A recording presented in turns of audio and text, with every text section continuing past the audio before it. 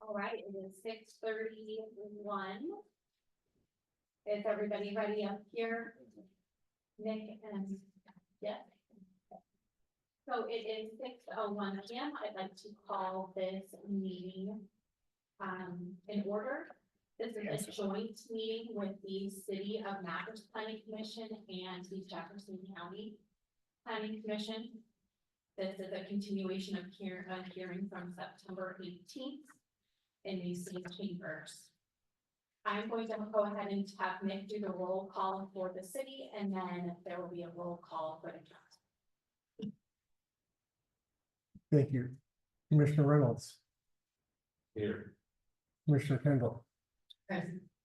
Commissioner Eder, Present. Chair Irvine. Here. Chair Irvine, you have a. Thank you, Nick. Good evening. Jessica Locke, Chair of the Jefferson County Planning Commission. I will now reopen the public hearing on file number 24-PA-01. Does any commissioner have any actual economic conflict of interest to disclose? No. Hearing none. No. Anya, will you please take roll call? Michelle Parcel, here. Jeff Jordan, Here. Pete Bykart, Here. Rich Bramble. Here. Jeff DeWatt, here. Lauren Hancock, here. James Rock, Here. County Planning Commission now forum. Thank you, Tanya. All right.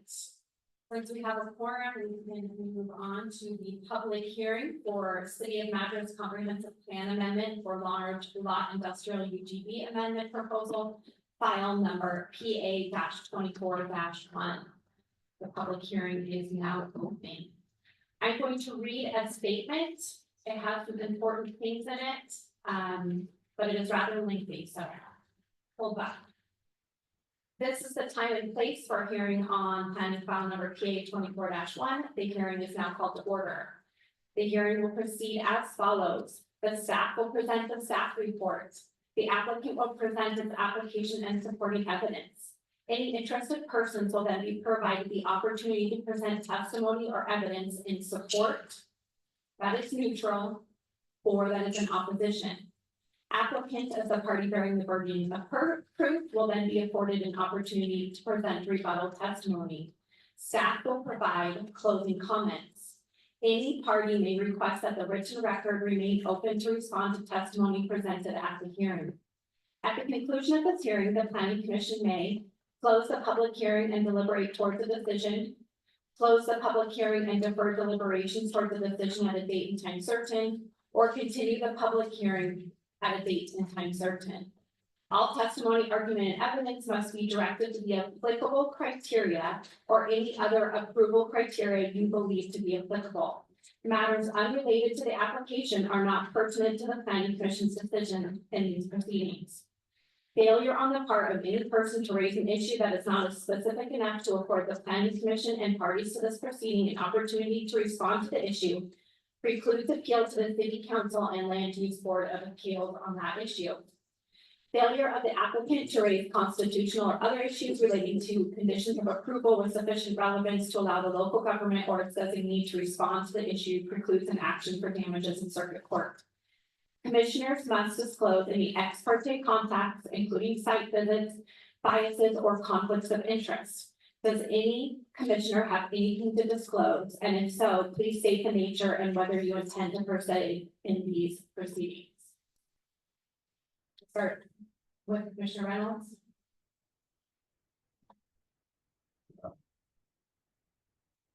Commissioner Kendall? I have none. Commissioner Eder? None. This is Commissioner Urban. I have none. Does any party wish to challenge any member of the hearings body based on ex parte contacts, biases, or conflicts? All right. Well, let the county present their lengthy testimony. Jill, I don't have any lengthy testimony. Just the order. Yes. The order of the hearing will be as follows: staff presentation, public testimony, staff response, deliberation of the planning commission, motion by the planning commission. Can we now hear the staff presentation? Nick, did you want to proceed? Yeah, I'll start with my presentation and you can follow. Yes. I think if you bring up that presentation. Great. So just to cover all my bases, I've created a presentation here. We'll go on to the next slide. For our city planning commissioners, just want to kind of frame this evening and what your duties are. So that's some comments about that. We'll talk about the notices that are issued. And of course, property opt-outs, in short with land deals. And then some of the site suitability and considerations for various sites. Next slide, please. For our planning commissioners, remember this is quasi-judicial hearing, so you have criteria that you need to make your decision. You have evidence in the record, you're going to accept testimony, and frankly, your job is to weigh that testimony and determine whether it factually supports the decision or the recommendation. Again, justifications and findings or where that information is factually identified, that's attached to staff report, and there's should be ample copies out in the lobby available for anyone that hasn't viewed that online. And then, of course, you get to make a decision. See, next slide, please. I know there was some concern about this proposal being on the agenda maybe rather quickly or surprise. Just wanted to report that the city did provide notice to DLCD within 35 days of the first evidentiary hearing. It's a quasi-judicial hearing, so we also sent notice to all affected property owners within 250 feet of the subject property at least 21 days in advance of the first evidentiary hearing, that being September 18th hearing. And of course, you did notice the public hearings for both the planning commission and city council in the newspaper, and we did so 3 consecutive times. It's actually not required to do it 3 consecutive weeks for the UGB expansion, but because the annexation proposal does require that, we went above and beyond. We noticed all the urban growth boundary expansion, the zone change, and the annexation 3 consecutive weeks. Next slide, please. Want to talk a little bit about the property owner. So the large lot industrial program, as some of you heard at the prior hearing, is there's some certain requirements that need to go with this. And imagine if we were to expand our urban growth boundary, but then that property owner didn't want to be in the urban growth boundary, or B, didn't want to develop their property. We would be bringing land in the urban growth boundary that wouldn't be viable or practically be able to be put into production for that intended use.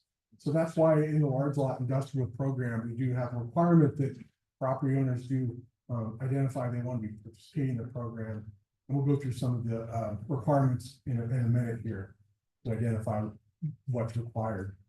But these are the special considerations of the program. Next slide, please. I did want to identify, we do have property owners who opted out. Mr. Greg Williams is the owner of Site 1. He's opted out, and there's a picture of his letter there. Same with Darlene Bender, and she is the owner of Site 2. Next slide, please. Lloyd Peterson of Site 4. During the prior hearing, people were asking why his site wasn't being considered. He signed a letter there and opting out of it. The same with Mr. Jerry Clark, Site 7. Next slide, please. Mr. Bradley Flowers, Site 10, and Stan Sullivan of Site 13 did the same. The last is Mr. Eddie Tiplight of Site 15. He has signed the same letter as well, identifying that he did not want to be considered for this program. Next slide, please.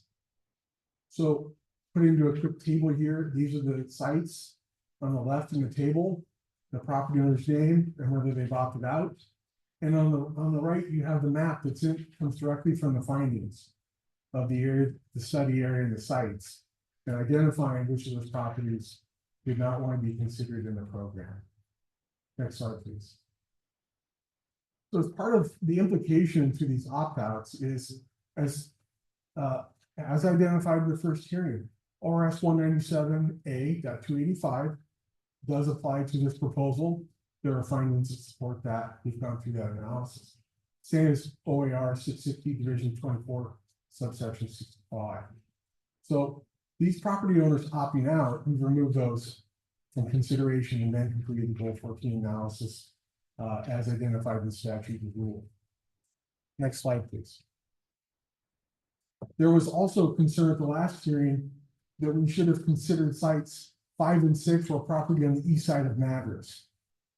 It's not that we didn't consider, they didn't meet the criteria. Namely, that those sites have slopes well in excess of 5%. And so as you look in the map there, you can see the cross section on site 5 and 6, and all of those have slopes over 5%. That's what that cross hatch is noting, slopes greater than 5%, as identified in the legend right there in the map. So it's not that we didn't consider them, it's that they didn't meet the site criteria. Next slide, please. As I identified and identified in the prior hearing, ORS 197A.285 does apply. This is really the priority land process for determining which lands come into our urban growth boundary. Factually speaking, so all those criteria and the factual findings demonstrating compliance are identified on pages 17 through 35 in the findings. So we do not dispute that. We are clear that we acknowledge that and we demonstrate compliance with that. And the same with 660, 24, 67 and pages 36 through 53 of the findings. You'll identify the findings there. It's with that reason that staff is making a recommendation to approve this, because we believe there's factual support with those criteria. Okay. So with all this, again, we conclude based on this rigorous analysis that site 9 is best meeting the needs of the large lot industrial site need. And when we say site need is, we're talking about flat land. It's, between 100 and 200 acres, one owner. I talked with a member of the public today.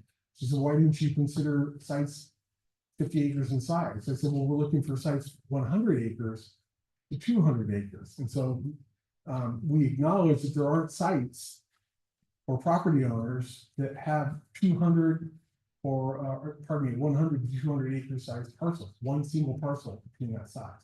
So what that means is we've got to have property owners that want to aggregate their property together under a common ownership and say that they want to participate in the program. So with that understanding, we've gone through this analysis as identified in the statute and rule, and we've concluded factually that site 9 is best meeting the site needs for the large lot industrial need. Okay, it's adjacent to the existing industrial area of the city in and around the airport. The landowner is accepting all of the obligations associated with that, meaning they're not going to subdivide property to parcels less than 50 acres in size. They're going to agree to use that for large lot industrial related uses, and agree to have that land reasonably available for 10 years at a reasonable real estate price for 10 years. And yes, we do acknowledge that this is agricultural land. The findings do identify that site 9 is in priority 4 lands. We've also, as part of ORR 660 subsection 2467, gone through and looked at the factor 4 now locational factors, which includes the social, economic, and social economic, one other factor, I'm sorry, offhand, but it's in the findings. So when we look at the difference between 8 and 9, we find the impacts to the agricultural activities, the site 9 is no no greater than site 8 or any other site. Next slide, please. So looking at sites 8 and 9, we discussed this a lot. You heard a lot of testimony between the two sites. Here you have a map of those two sites. The map is incorrect. I apologize. The lower, the southerly site is site 8. The top one is site 9. So I apologize for that error. But what you see here is one, that site 9, the blue parcel, has an irrigation canal, and it follows the southerly property line, and then goes north and follows the property line between the two tax lots there.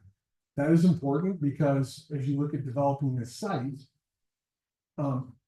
as North Union Irrigation District is identified, that's in the federal easement. We are not saying that we are going to permit development of federal easement. It needs to stay back. We need to follow all the requirements and honor that easement. When you compare that to site 8 has an irrigation canal that traverses the northern portion of it. So it makes some of that northern portion of it, or the portion of land north of that canal, not developable or usable for a large lot industrial site based on the need in the study. So in effect, what you see here is site 9 next has more developable land there. When you look at the infrastructure component of it, we do have a letter from the Public Works Director that's been entered in the record, and he's identified that on site 9 on the northwest corner, that a sewer lift station or pump station is needed. That's the lowest piece of lowest elevation of land in that area. And so because much of this land is pretty flat up there, the plan is to gravity flow all the sewer to that pump station on the northwest corner of site 9, and then pump it into the treatment plants. So the difference between sites 8 and 9 is site 8 is going to have a lot longer sewer connection to that pump station. Next slide, please. And that's explaining the difference between the moderate and the low. Remember, it's a subtle difference, but we're also trying to find a site that is the best site. So any marginal does make a difference in terms of the final analysis. Next slide, please. So in conclusion, you can see there that site 8 will have a longer sewer line connecting to it, and site 8 has less developable acreage associated with that. And that's why we're supporting that recommendation. This in part supports the recommendation. Next slide, please. Well, this didn't come through. This is last slide here for our my presentation. Just want to remind the planning commissioners we are holding a hearing this evening. With that, I'll pause for any comments before we move on to the county planning director's staff report. Do you all have any questions for staff at this point? No, we do not. Thank you. Commissioners, do you have any questions at this point? Oh, Lori. Can you quantify moderate versus low, like we're talking $10,000 difference, $100,000, Great question. When we asked our consultant who helped us go through this analysis, there's a lot of experience in this type of work. There's not a requirement to put a financial number on this. It's to estimate the cost. And so it's at a very high planning level. So the difference is like the number of feet, right? So the cost of the sewer pipe is the cost of the sewer pipe. The difference is one has a significantly shorter run than the other. And so that's the difference in the cost there. There's no requirement to add an engineering estimate.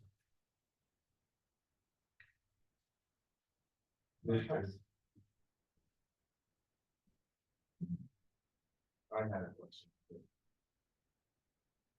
In Jeff's response or Jeff's memo, it says likely that the pump station is likely to be located in northwest corner of site 9. Likely predicted was there. I mean, the likelihood of that happening is. Well, We haven't done an actual survey, we haven't had a survey go out and survey the property, and figure out where the exact lowest point is at. Additionally, we don't know where the buildings are gonna be at on sites 8 and 9. So it's likely gonna be in the northwest corner where the lowest elevation of land is, and then we're gonna, It's like time. yes, Yeah, okay. So it's going to be inside, like, likely in Madras. correct. Got it. That's. One more question.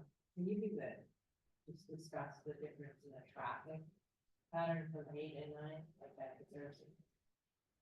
Pardon me, could you people use the mic? There's a lot of people I listening. have it lit up. Stop those mic in your mouth, please.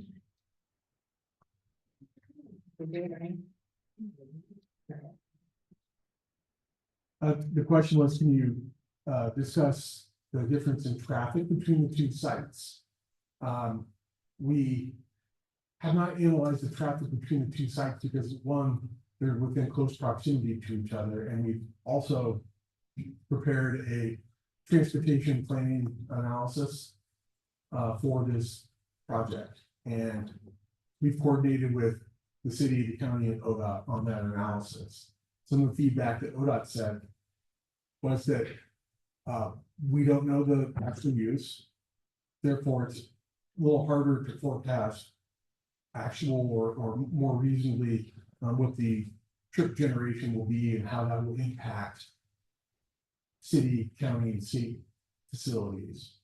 And so we struggled with figuring out how we were going to ascertain that and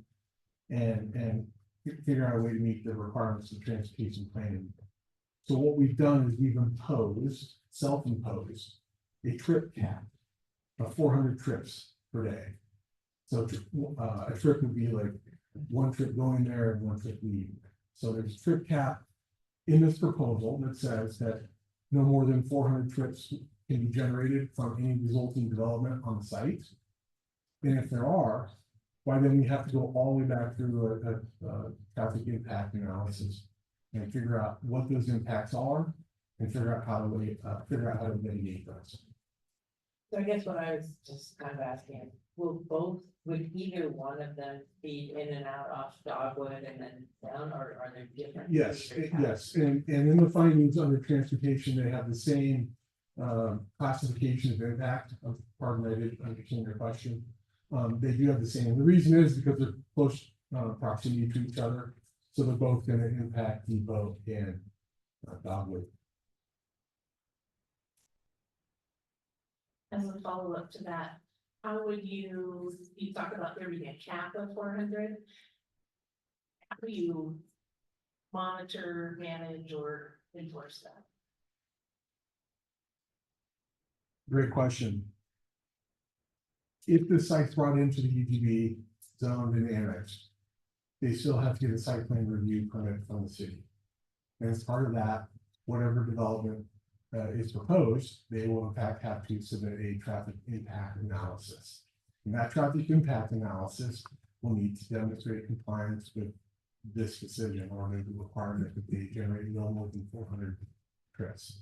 And if they do, by then we need to have another discussion with them about how they're going to mitigate that. Thank you. Any further questions? Was this, this here proposal brought up to ODOT in your comprehensive plan that we just approved the county? So your The- transportation plan, where I'm going with that, was there any discussion of this whatsoever with ODOT? Yes, there was, Okay, and, but not as part of the recent refinement plan. okay, That's a totally separate project for the south end of Madras. What we did is we reviewed the traffic impact statement with ODOT and discussed the statement with them. Answered any questions, and if they had any challenges or problems, we resolved those. And one of which is we talked about the reasonable worst case scenario, and we didn't know the use, and it's difficult to figure out what the impacts of that future use would be. So how do we resolve that and comply with the rules? And so that's where we collectively agreed that a trip cap of 400 trips would be appropriate.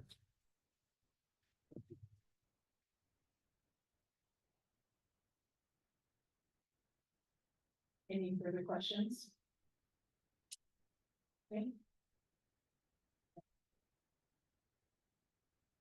Okay, so the county doesn't have any presentation or report to present. I do. Okay, great. Good evening, Phil Stenbeck, County Community Development Department. For the record, the dates and times of notice that Nick mentioned were previously entered into the record for the county record.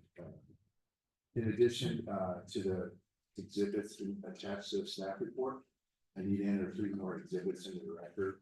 Exhibit L, which is from Steve and Susan Last. It's a combined letter. A neighborhood consideration of encroachment in the highest and best use. Exhibit M, from Susan Rath.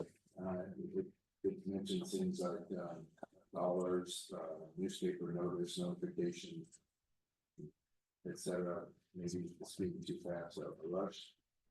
And exhibit 3 is the city of Madras letter from Jeff Hurd, the public works director, that Nick previously spoke about this evening.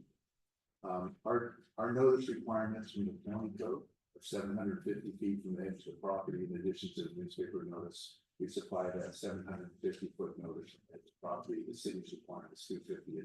It's just a standard. I just want to mention. The county does take the position that this is a legislative amendment, so it's talking about it is absolutely fine. If the planning commission chooses to make a decision this evening, board of commissioner hearing date of October 23rd at 6 p.m. For hearing on this matter is kind of figured out. I did want to mention something to you that I've talked with on a number of occasions when we've seen dual applications. There's a slight difference in criteria and items in a plan amendment zone change application versus an administrative decision. And I heard Nick talking about the two. There's a question or two. And so generally speaking, what we're talking about right now is general vision for the community and policies about what seems like and is reasonably thought to be able to be approved versus a specific request like a subdivision where now we have road standards that we kick out, the trip counts, all those things are very specific in that second application should this be zoned in the manner that whereas site plans would be requested.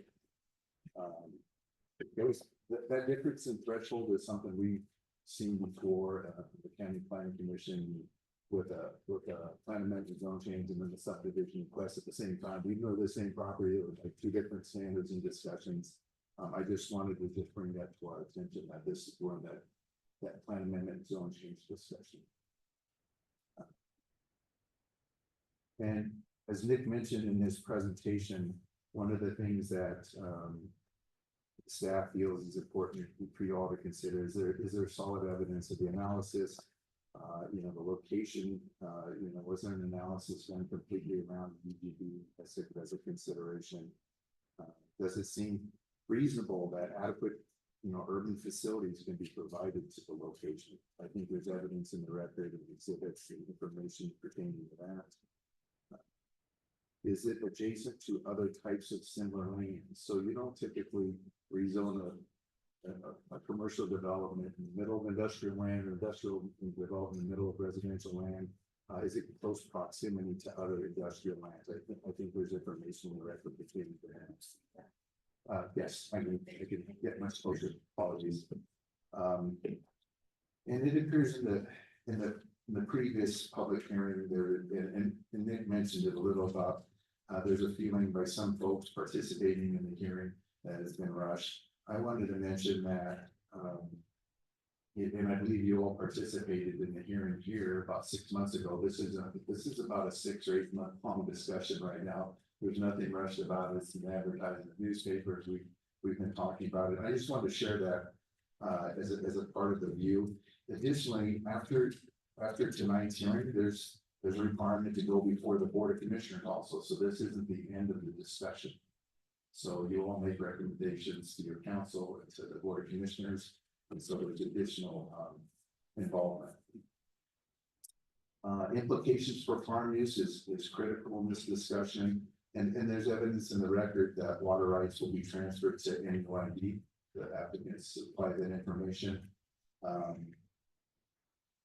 And let's see here, and as far as as I recall, and I've talked with ID on this on a few occasions.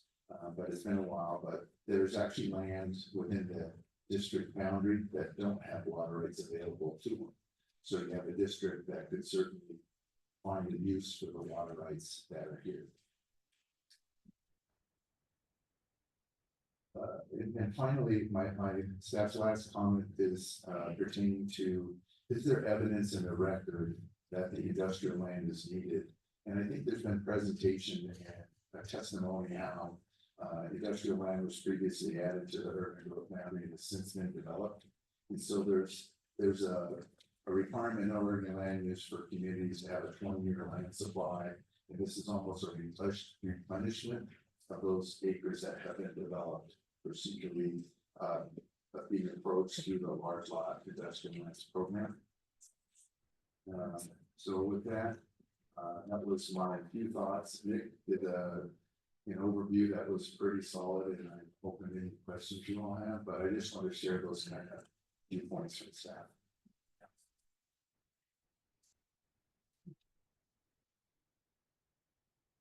Commissioners, do you have any questions? Okay.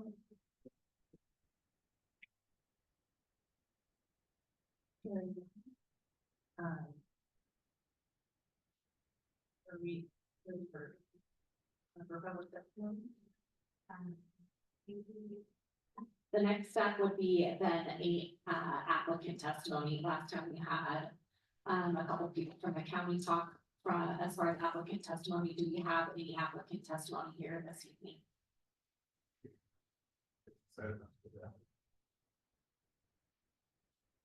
All right, looks like we do have some applicant testimony. If you can make sure the microphone is on and then just identify yourself, please. Thank you. It's on. Jeff Rasmussen, County Administrative Officer for Jefferson County. In order to let the public testify, I just say that at this point, the county is satisfied with the changes to the staff report. See if you have any questions for me at this time.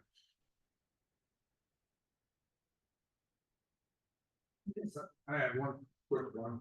I think we'll get to this in the future, but I was, I don't know, there was a little bit of absence on planning for cost of canal transfer, canal piping, and also it's a federal, issue we're dealing with there. I think there probably should have been a little more forethought into that, I mean, because there's nothing in here about anything of that nature. We're, as our testimony was last time, we are absolutely 100% willing to comply with anything the North Unit wants us to do. We haven't put any planning into it because things can change. Yeah, I know that's what we're talking about, but we didn't, when we say that, we don't, is the dollar amount gonna be, imposing to anybody wanting to come in here or really want to put something in there. I mean, that was just something I think would be important to note. I mean, maybe more of a statement than a question, sorry. That's okay. And maybe North Unit can add some flavor. Any other questions? Okay, thank you.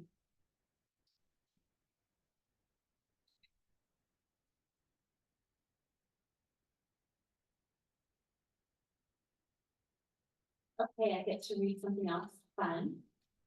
We are moving into public testimony. When you testify, please state your name and address for the record. All testimony shall be directed to the planning commission and not to the applicant, staff, or other members of the audience. If you have a question for another party, please direct your question to the planning commission chair, would be myself or Jessica. And the chair will determine whether a response from the other party is appropriate. Please keep your testimony concise and relevant to the issues before us this evening.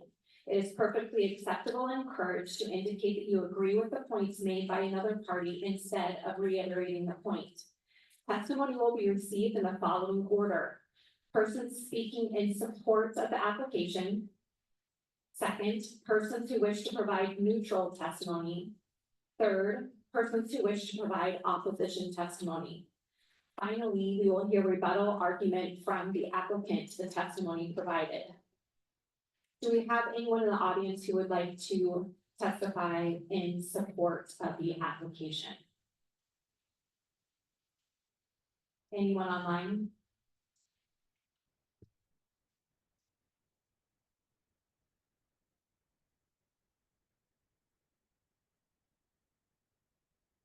Okay, do you have anyone neutral? Come forward, please. Again, state your name and your address for the record, please. Yes, Madam Chairwoman, my name is Josh Bailey, General Manager, North Unit Irrigation District. After the last hearing, I was approached by multiple council members requesting a rough back of the napkin cost to replace the, to pipe the, what we call lateral 57-2. So I'd like to do, permission submit these cost estimates for the record. Thank you. Josh, you'll hand those, at least one copy over here. Thank you. Chair Irvine, I did have a question for Mr. Bailey. What's that? I did have a question for Mr. Bailey as well. Okay, That's officially entered in the record for the county as exhibit O.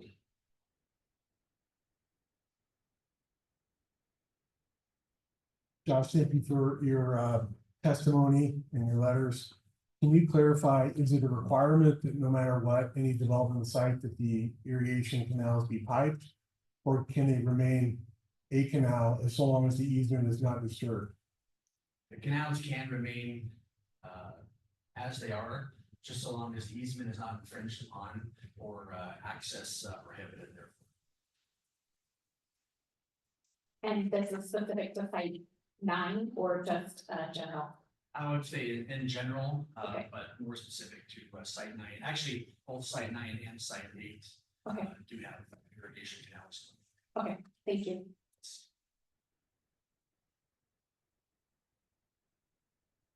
And there was a question? Was there a question from Mr. Bailey?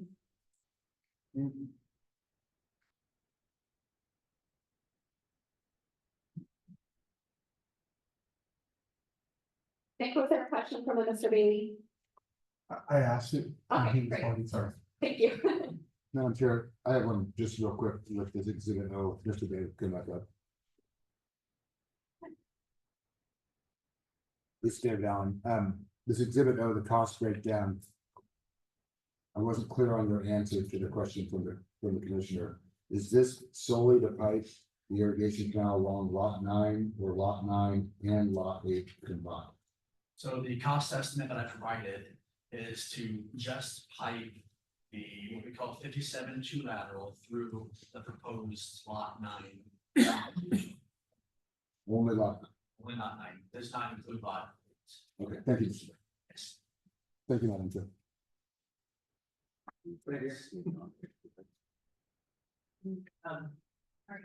I just have a question. Because for some of us that don't have the exhibit, can someone tell us what that cost is? But I think. Sure. We can read it out loud. So there's 2,700 feet in length. Yeah. That would be wonderful. You can explain it better than me. Okay.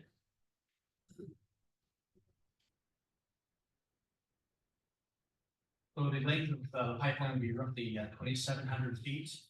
We'd be installing 30-inch, what we call DR26 pipe. That is a high density polyethylene pipe. The cost of that is $160 per foot. Total cost of $432,000. In addition, you have design engineering of the $20,000. You have 5 deliveries with $20,000 each. So that's $100,000. Value and automation, valve and automation to ensure full pipe for deliveries, $50,000. Cultural resource compliance, $20,000. Intake and outlet structures, $25,000, with total costs $647,000. Now, bear in mind, the cost estimate is an estimate only. Now, I would consider this nothing more than back of the napkin numbers. However, with that caveat, the $160 per square foot It is a number that we have recently received from a contractor for a current piping project that we're doing right now.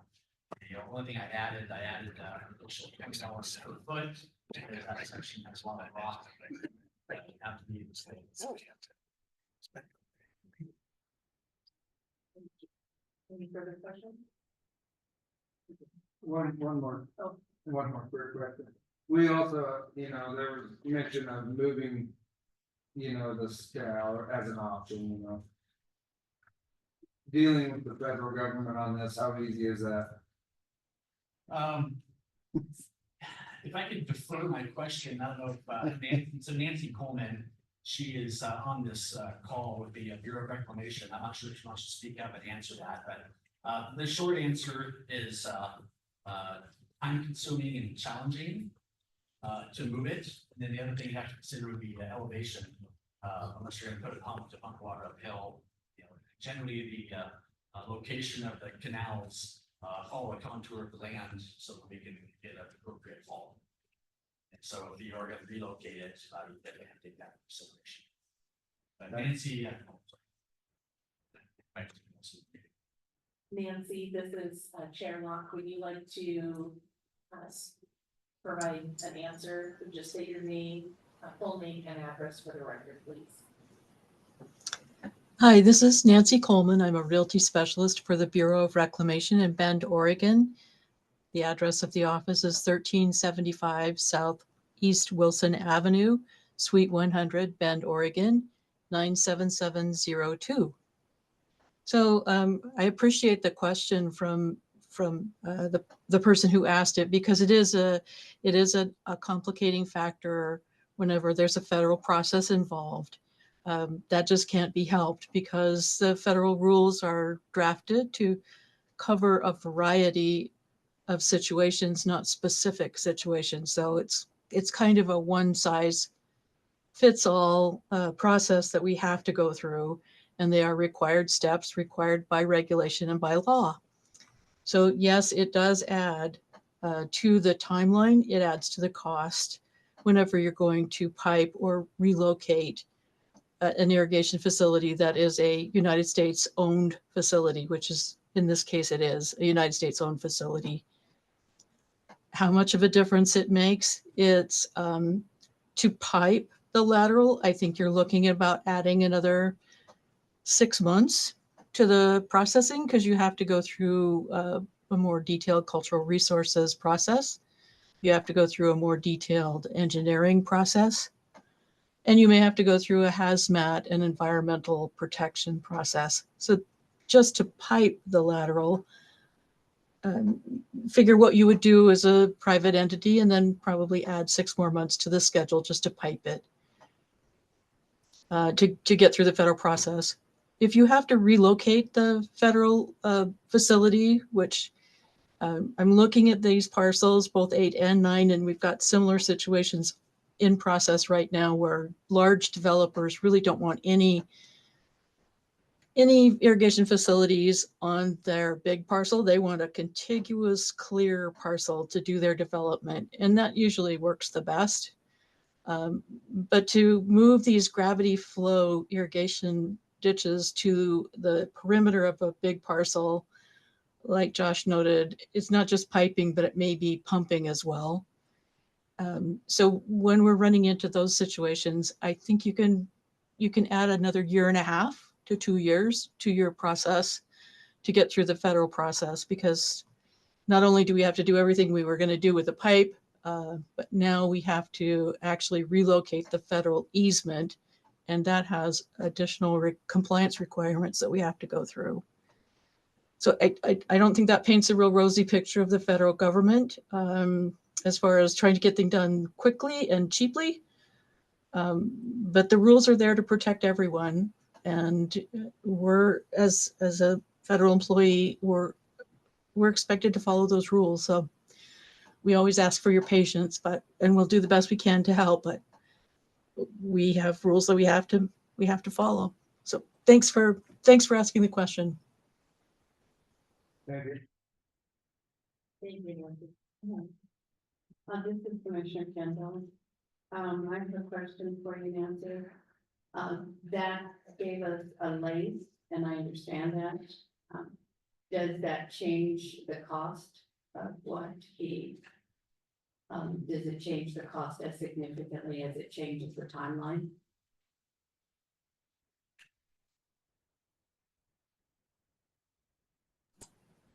This is Nancy Coleman at the Bureau of Reclamation, and the answer is really, it depends. It depends on, so cultural resources, it doesn't really change that much in cost, depending on how long of the facility you have to look at. These NEPA, National Environmental Policy Act, that has a cost to it. Engineering review has a cost to it. Realty processes have cost to them. I really can't tell you a figure that would add, that I can't off the top of my head add that up and give you a figure. But well, let's see if I can give you some sort of ballpark. I want to be responsive to your question here, but I also don't want to say something and then have somebody come back and say, well, you said it was only going to be this much. So, 100,000, 200,000 is not unusual to add on to the cost. Maybe.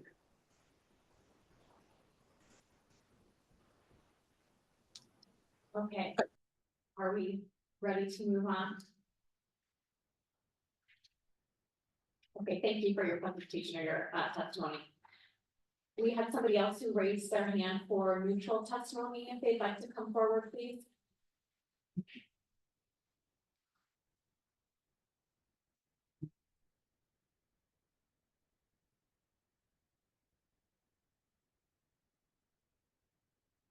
Thank you. For the record, I'm John Stark. I'm the CEO of Economic Development for Central County. I'm here before you tonight testifying neutral as part of this process. And I was driving here tonight thinking about my last presentation and why. Why am I here? Why are we doing this? What is EDCO's role in doing this? If you could advance to slide 5, if you would please. And I was reading the materials tonight, and I looked back through some of the material that was presented, particularly the Jefferson County investing in the future industrial land supply. And it showcased that 5,100 citizens leave this community to go to work in other counties, other parts of the region. This community's had agriculture as part of its heritage for a long time. It's a large portion of GDP, both what is grown here and then what is processed here. But I think the reasons that the elected officials have put this before you tonight is to reverse that landscape and to diversify this economy so there's citizens and funds to support community infrastructure, services, and safety. And that's what EDCO does. We've done that in other communities throughout Central Oregon. Actually, that's the wrong slide. It's one we presented a ways back. You could go a couple more slides just so I can verify that. Yeah, this isn't the right show, sorry. So the slideshow I have has some data in it related to supply and demand of industrial sites, but I'll continue with my testimony. So our work is especially focused on industrial development, helping companies, as you see from this slideshow, move, start, and grow. And so the reason we're here tonight is saying if we were to make 100 to 200 acre site available, we have demand for that, both for the leads that come directly into the organization and those leads that come in from Business Oregon, and then other leads that we're out trolling for through our work. And we've had a site that was part of this large lot industrial program. It was 200 acres roughly, and Daimler Trucks North America came. They invested nearly $30 million. They bring dozens of people to this community. They employ nearly a dozen people and another dozen that are contractors at that site. We're specifically targeting some industries with this particular site, specifically data centers, potentially clean tech and advanced manufacturing, some of which you already have here, not data centers, but advanced manufacturing.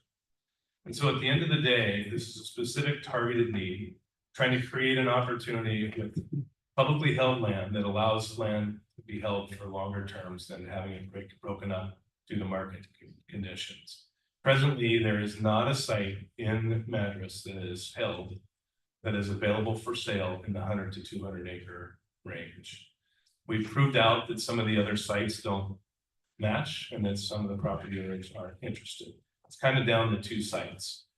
In this particular site, it's 130 acres if you take the canal out of the conversation, which we just had, 190 acres if we leave it in. So what we're asking to do is to replace a site that was already there with a more advantageous opportunity, because Daimler was special. They were open to lease land. And generally speaking, companies that come in looking for land in Central Oregon are looking to purchase land. That was proved out both with Facebook in Jefferson County, now Meta, but that's also been proved out with Google and Amazon and other parts of the state. And so I'm here tonight urging you to take a look at this with regard to the goals that the community and the elected officials are trying to accomplish here, and to say that EDCO is prepared should we get an industrial site 100 to 200 acres available here, that we can market that when we don't presently have something to do, reversing that diversity. So at the end of the day, again, we're not trying to discount the fact that there are tremendous agricultural activities here. We think that can continue, but so far, at least today, it doesn't sustain the citizenry here looking for jobs. They're going elsewhere. And so we're looking for the opportunity to market some land. Thank you.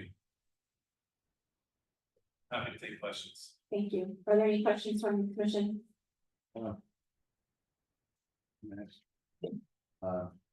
You mentioned traffic implications for people leaving the county. You entered exhibit F in the previous hearing, and on page 1, I just want to mention, I believe this is the graphic you're. That's it. Exactly. It's called on the map. Yes, and so the numbers read 5,086 people leaving the county for jobs. About 60% of the total employed. Thank you. Any other questions from staff or commission?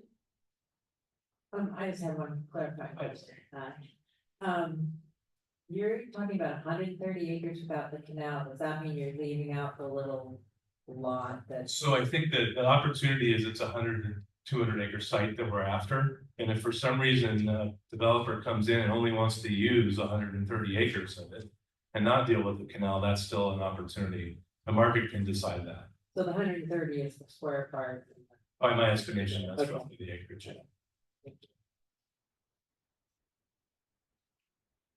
Any other questions? Thank you. Thank you. I have a question. I'm just running this through my head, and it might sound kind of like a dumb question, but talking about the 5,086 people that leave the county to work each day, and then you talked about Daimler, only a dozen people are working there. There are many more people that support the operations and indirect activities because they contract a lot of the drivers up there. But people supporting the facility is a fairly low number. But then you add to all the people that come into town and that support the facility through their supply chain, that's many more. I just was in my head thinking, but a dozen are that live here that might be part of that. That's not that many.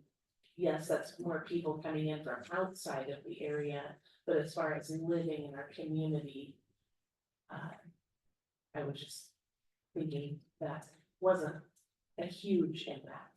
Yeah, and I think the industries that we're targeting here have many more jobs. Advanced manufacturing jobs per acre is substantially higher than that R&D test track. And there are more investments coming. So the investments matter too in terms of opportunity here. It helps create the public safety that I mentioned and other services that support the employees that live here. Thank you. Commissioner Reynolds, I have a question. You have a number of outflow, number of jobs leaving the county to go outside the county to work. Do you have a number of inflow? Yeah, inflow is from the same data on that first page is 1,566, and that loss of about 3,500. Okay, thank you.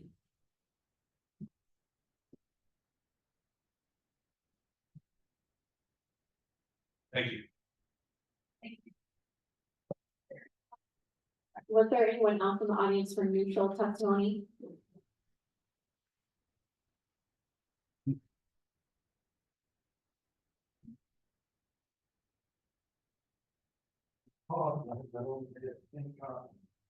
We can share.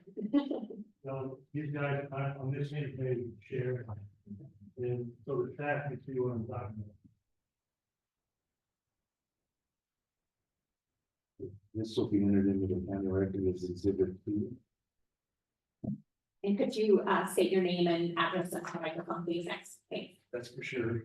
I'm Gary Harris, 7,000 Northwest Daniel Drive, Madras. As an individual in favor of ag land protection, it's very disturbing to watch a movement by the city into prime irrigated farmland. It may be only 1% of the agency claims, however, the erosion of the critical mass of farmland is unacceptable. Especially when I believe there's alternative sites available to be used. The conundrum that I have and why I'm sitting up here is that the Jefferson County Commissioners have invested 1.56 million in these 3 farmland parcels in Site 9 that may have to wait for an industrial climate decline for many years, and this will require a longer wait even for power for those sites. The few comments that I have are in the bullet points in the presentation I gave you. The first map is the cost of the 3 sites down the center. It's in this brown page. Why did Equa Northwest study only review properties within 1 mile of the UGB? The city should have looked eastward towards the prison. There's an 8-inch water line, there's a 4-lane paved road with Madras sewer water available. And also there's a BPA power transmission line there and a future substation for the benefit of the whole community. Past the prison on the western edge of Hay Creek Ranch and on Rams Road to Grizzly, by the BPA substation, there are 2 more potential sites. I'm claiming that there's plenty of space for industrial siting. It doesn't necessarily have to be in the Madras UGB, and it doesn't have to be on agricultural land. And the comments were that it has to be flat. Portland, OSHU hospital in Portland wouldn't have been on the hill if it had to be flat. There's plenty of, in a 50 acre, 100 acre site that might have some 5% grade in it, I'm sure I can place a data center. The city already has numerous sites. Hall Road, south of Weimar, the land west of Love's Truck Stop, the land up Belmont, east or west of town where the city water department is and the railroad is. I was on a committee that moved OSU experiment station off the airport because they said they needed it for industrial land.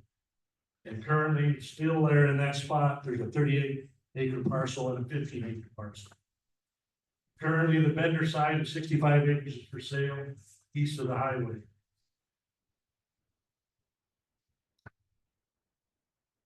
The next map to look at is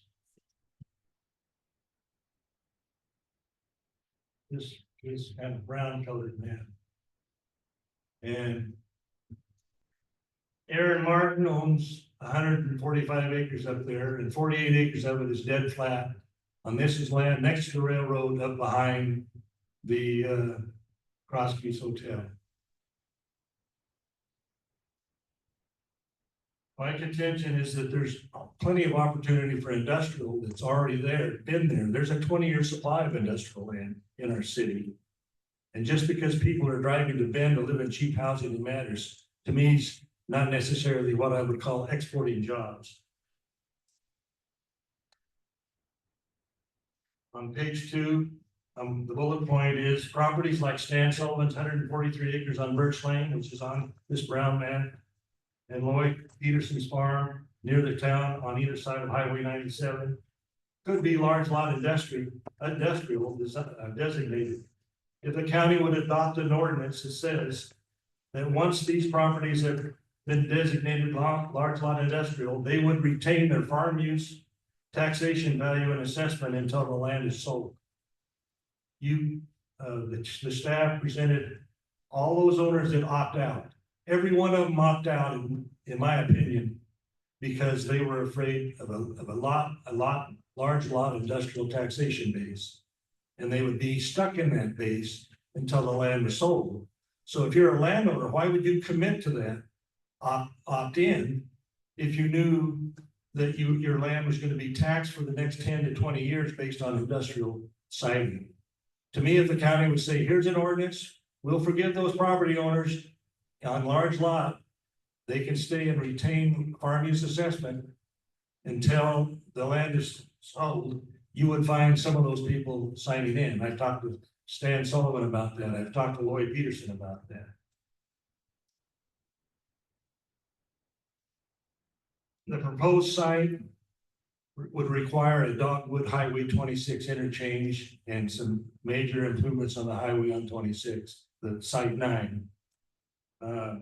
When I was on LCDC, ODOT always encouraged communities to grow away from highway transportation facilities instead of linear up and down them.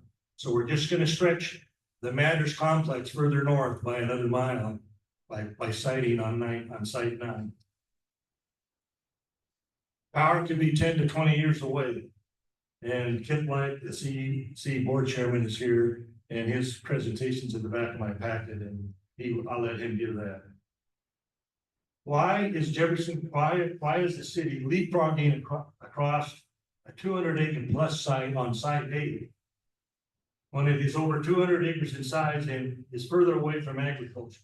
The city and the county own numerous acres there, and that you can see this on this map that I provided you. That's yellow, has some brown triangles on the side of it. The hippie Joe Kirkwood land, the county lot for 200,000, it's 142 acres. Equa Northwest said, well, you couldn't use it because there's a ditch running through it. That ditch can be easily piped and covered up. The city didn't include in their study the 78 acres that Kip Light Farms is just north of that parcel. That the city can put that with that to make the large lot. The triangle shaped piece on the right is in the Daimler lease right now, but Daimler's not using it, in my opinion. There's 176 acres of land that it's in the Daimler lease, but it could be included with the Hippie Joe property in the city 76 acres. You've got a 300 acre site there that they could use. And that land is flat and is serviced by two highway accesses, two accesses out of Madras, the Glass Drive access and the Birch Lane access. So I think I would prefer they go there and stay further away from high value ag land. Should you approve the UG amendment, it needs to be conditioned, and apparently the staff report indicates that this site would be retained only for large lot industrial and no future uses should be under 50 acres in size. If you're only going to place a 50 acre use on those sites, we've got other sites where there's 50 acres available. Also, I've also added that all North Unit water rights should be removed and retained by the city. Usually cities like to hold on to that water, and I want that water to stay in agricultural production. Thank you for the 15-day extension that I asked for last hearing. And I believe that the industrial process is a long and burdensome process. But I prefer that you find a valid client who wants industrial land. And I'm sure that the city, county, and Central Oregon Economic Development and John Stark would do everything in their efforts to facilitate and expedite the signing of that business. Is it wrong to wait for an application first? And lastly, remember ORS 215-296, which I printed for you, has included a copy, which says that industrial and urban uses have to be aware of farmland protection. Any questions? No. Kind of a question for you here. The one thing that kind of bugs me about this whole thing, I mean, I would really like to stay off the ag land. And I don't even like to say this, is that in my opinion, and maybe you can help me out, this land's already fumed, isn't it? Now the county owns it. I mean, that really. I'm an extreme optimist. The irrigation district's 130,000 acres and we're currently watering 59. If we get the four irrigation districts upstream onto the Deschutes River to just give us half the water that they're wasting, we could water even more land down here, which would be to the benefit of all the poor seed warehouses and seed dealerships. Farmers are a rare breed now, and we're shrinking in size. I really can't answer your question, but it was my hope that the land on the other side of Juniper Butte would have pivots on it. The land north on Elk Drive above Round Butte would be irrigated. All of Bender's land would be watered and be farming. And then those 150 employees that are in Cozy, Wilbur, Ellis, and would be employed, and we'd have a really strong ag economy. We're the second largest irrigation district in the state, and we produce up to $90 million of the value now. So I just don't like to see the city go here when there's plenty of opportunity elsewhere in the 450,000 acres of rangeland we have in this county. I guess that's as neutral as I can get. Thank you. Does anyone else have any questions? Thank you. Oh, sorry. Sorry. Dr. Reynolds. Planning Commissioner, Mr. Harris, you said that farmers are a dying breed. Why? When I left OSU in 1968, I thought I'd be able to come back to Madras and farm the whole place. And there's always young family members that always feel and want to stay on the farm and be farmers. So there are some economies of scale that are happening now where if combines are 750,000 and tractors are 300,000 and discs are $180,000, it requires more land base to be able to be an economic unit to be a farmer. When I say there are fewer farmers, there used to be maybe 200 active farmers in Jefferson County, and now we're under 150. And of the ones that are truly making a living, it's in the 110 range. So from the economies of scale, there could be fewer farmers there, but that doesn't mean that the production they produce off the land won't be beneficial to the economy in large majority.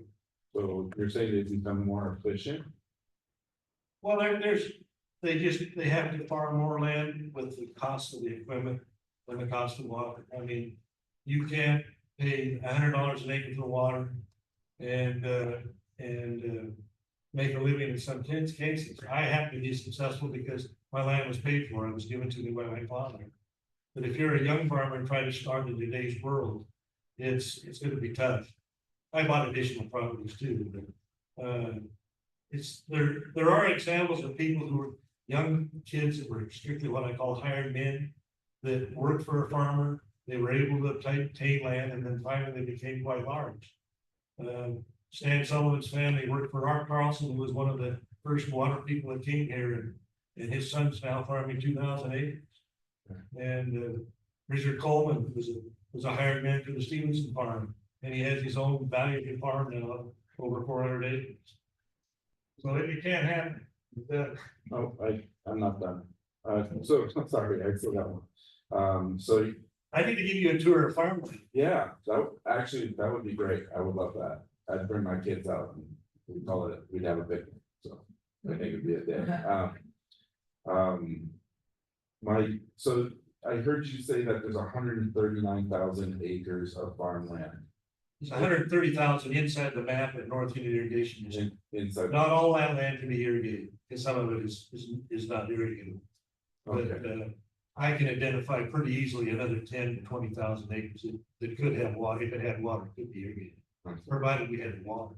Okay. And right now, for the last 6 years, even the irrigation district has only received half of its allotment. So it's tough.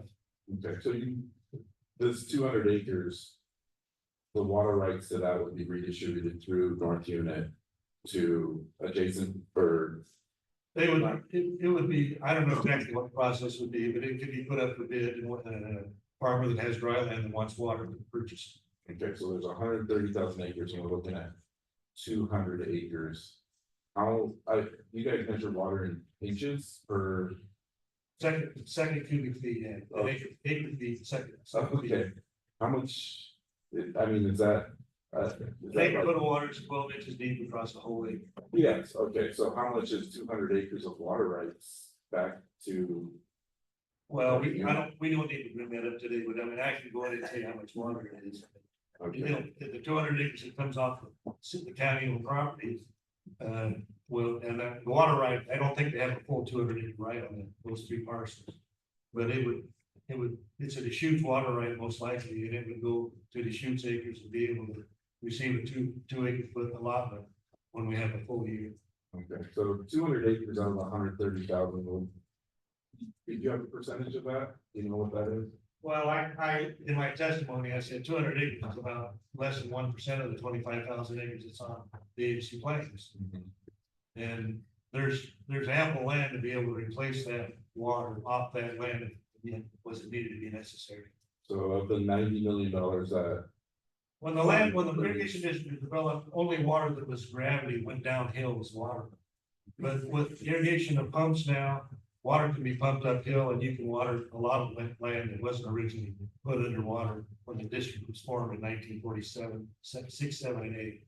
okay, so back to the less than 1% of the $90 million that farming brings to the community. What's less than 1% of 90 million? Well, if you figure there's 50,000 acres in Jefferson County, 59,000 acres, divide that into 90 million. You know, these acres are out here producing at least $1,000, $2,000 an acre economic value. And it has a multiplying effect as it goes through the various seed warehouses and the seed dealers. Mhm.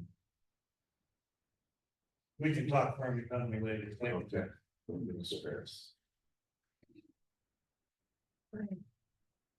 Listen, I just need a clarifying question. This map, Yes, and you were talking about this property here that the county owns, so that's what we've been hearing about as lot 8, right? well, right, and they only included the property below that little ditch that's on the north of the property. And so are you It's saying, actually 142 acre size property. but are The you, property just north of it is 78 acres that Kip Light Farms, and he's coming up next. And the property on to the east of that are those Daimler properties that aren't being used for their test track right now. It just happens to be inside the city lease. but did I understand you to say that you would prefer that this be what came in as opposed to lot 9? Definitely. Because why? It's flat, it's further away from productive ag land, it's not gonna encumber Dogwood Lane. It's accessible by Birch and Dogwood. Echo Northwest said they didn't like Birch because it involved a canal crossing and a railroad crossing. I think those are minor points. Employees going to from the city of Madras would drive the Glass Drive and or turn on Birch and go out there. I do want to apologize to Lori for asking me to speak louder later. I wasn't picking on you specifically. I just can't hear. After 56 years of farming, I should have hearing aids. Thank you.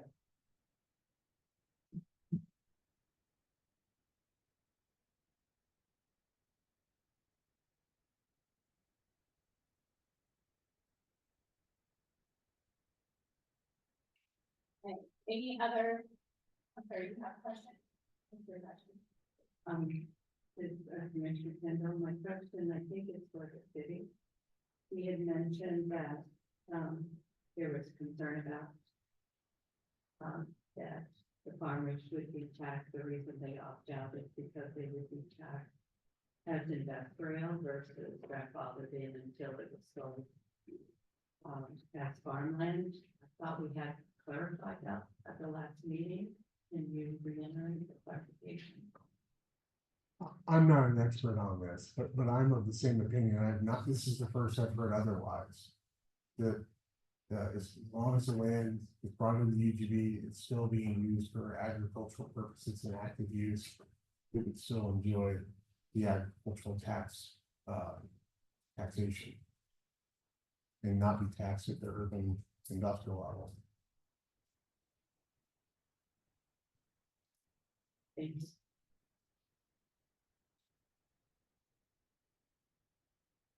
Okay, did we have another neutral testimony person? All right, come on up. Thank you. I am Eddie Kip Light, 2038 Northwest Clackamas Drive, so I border that and I do rent part of the city property, but I'm here on behalf, I'm the chairman, I'm on the board of Central Electric, which serves that area for electricity. And, you know, I got just some talking points. I think y'all got a copy of it and I gave Nick some too. But, Central Electric Cooperative's current load capacity can serve small scale development in the Madras area, including residential and small industrial, dependent on size and location. Neither CEC or Bonneville Power Administration, the supplier of nearly all of CEC's wholesale electricity, on whose transmission CEC relies on, importantly, and import the electricity and distribute it to CEC substation, currently have the load capacity to serve large data centers, typically ranging from 100 to 200 megawatts. CEC is not aware of any plans by BPA to extend this infrastructure or build a new delivery substation in the Madras area. If BPA were to move forward to increase capacity to enable a large load center to come online in Madras, time and money would pose significant hurdles. BPA would need to invest in upgrading capacity in Madras, including constructing a new substation and other potential upgrades on their transmission system. Under current policies, the requesting party would be responsible for the upfront costs of construction.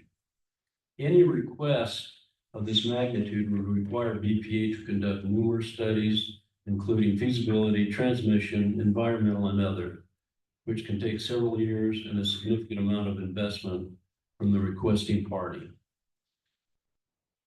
For example, BPA is finally upgrading its existing substation and constructing a new substation just outside of Prineville to deliver energy to Central Oregon at a cost of approximately $345 million. The estimated cost for the new delivery substation in the Madras area would be anywhere from 75 to 100 million, with a 5 to 10 year plan and construction horizon. CEC has spent over 12 years advocating for BPA to move forward with the expansion work in the Prineville area, demonstrating the need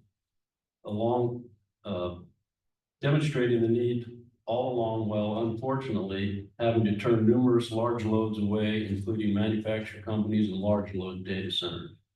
While BPA is finally moving forward on these substations, a further need exists to increase its import capacity to Central Oregon.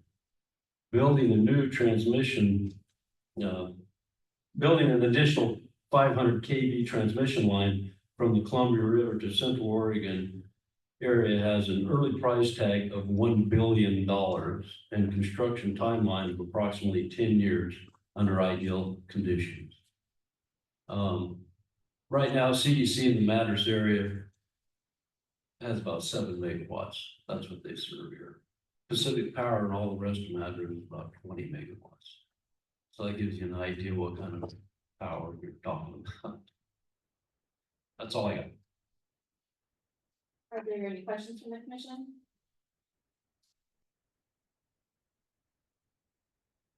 All right. Thank you. Thank you. All right, any other neutral testimony?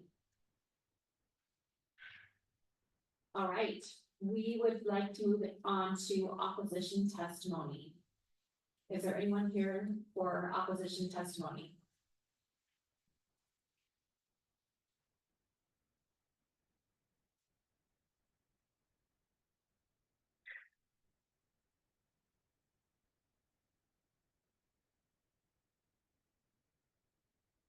Good afternoon and evening, the both chairs and the city planning commissioners and county planning commissioners. I'm Nikki Killingsworth. I represent Jefferson County Farm Bureau 798 Southeast Oakland. We are opposed to this proposal to bring in this farm ground that's irrigated into the UGB. Mr. Harris, even though he was neutral, probably gave you 80% of my talking points. So I'm not gonna, I just want you to take note of them.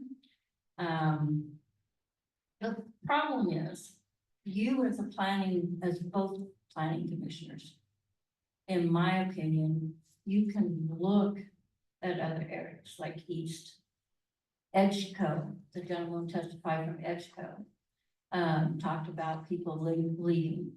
And Commissioner Locke asked more about Dangler. You asked, Commissioner Reynolds asked about how many people come in on jobs and leave. Well, the answer is, we have become a bedroom community to Bend and to Redmond. We're not a bedroom community to Prineville, because Prineville has developed and is still continuing to develop, if you listen to Mr. Light's testimony, the power that is needed to run Facebook, Apple, all of that. So, as I said last time, we're looking at blue sky. This ground was purchased in 23. If you look at the, when all the parcels were purchased, and that's in the report, you will see they started purchasing stuff in 2017, 18, 19, and this irrigated ground was purchased in 23. And after it was purchased, there wasn't a move to bring it in immediately. And as staff has reported, we've done this, and for the last 6 months, we've done this to bring it in. But they have said, this site isn't available, this site isn't available, this site is. And Mr. Harris pointed out when he visited with different landowners that were sent the letters of inquiry in 24. Or I didn't see the dates on the letters. Were they in 24 or 23? Those letters of inquiry, were you willing to sell your property? 24. 24. Okay. So they purchased land prior to that letter going out.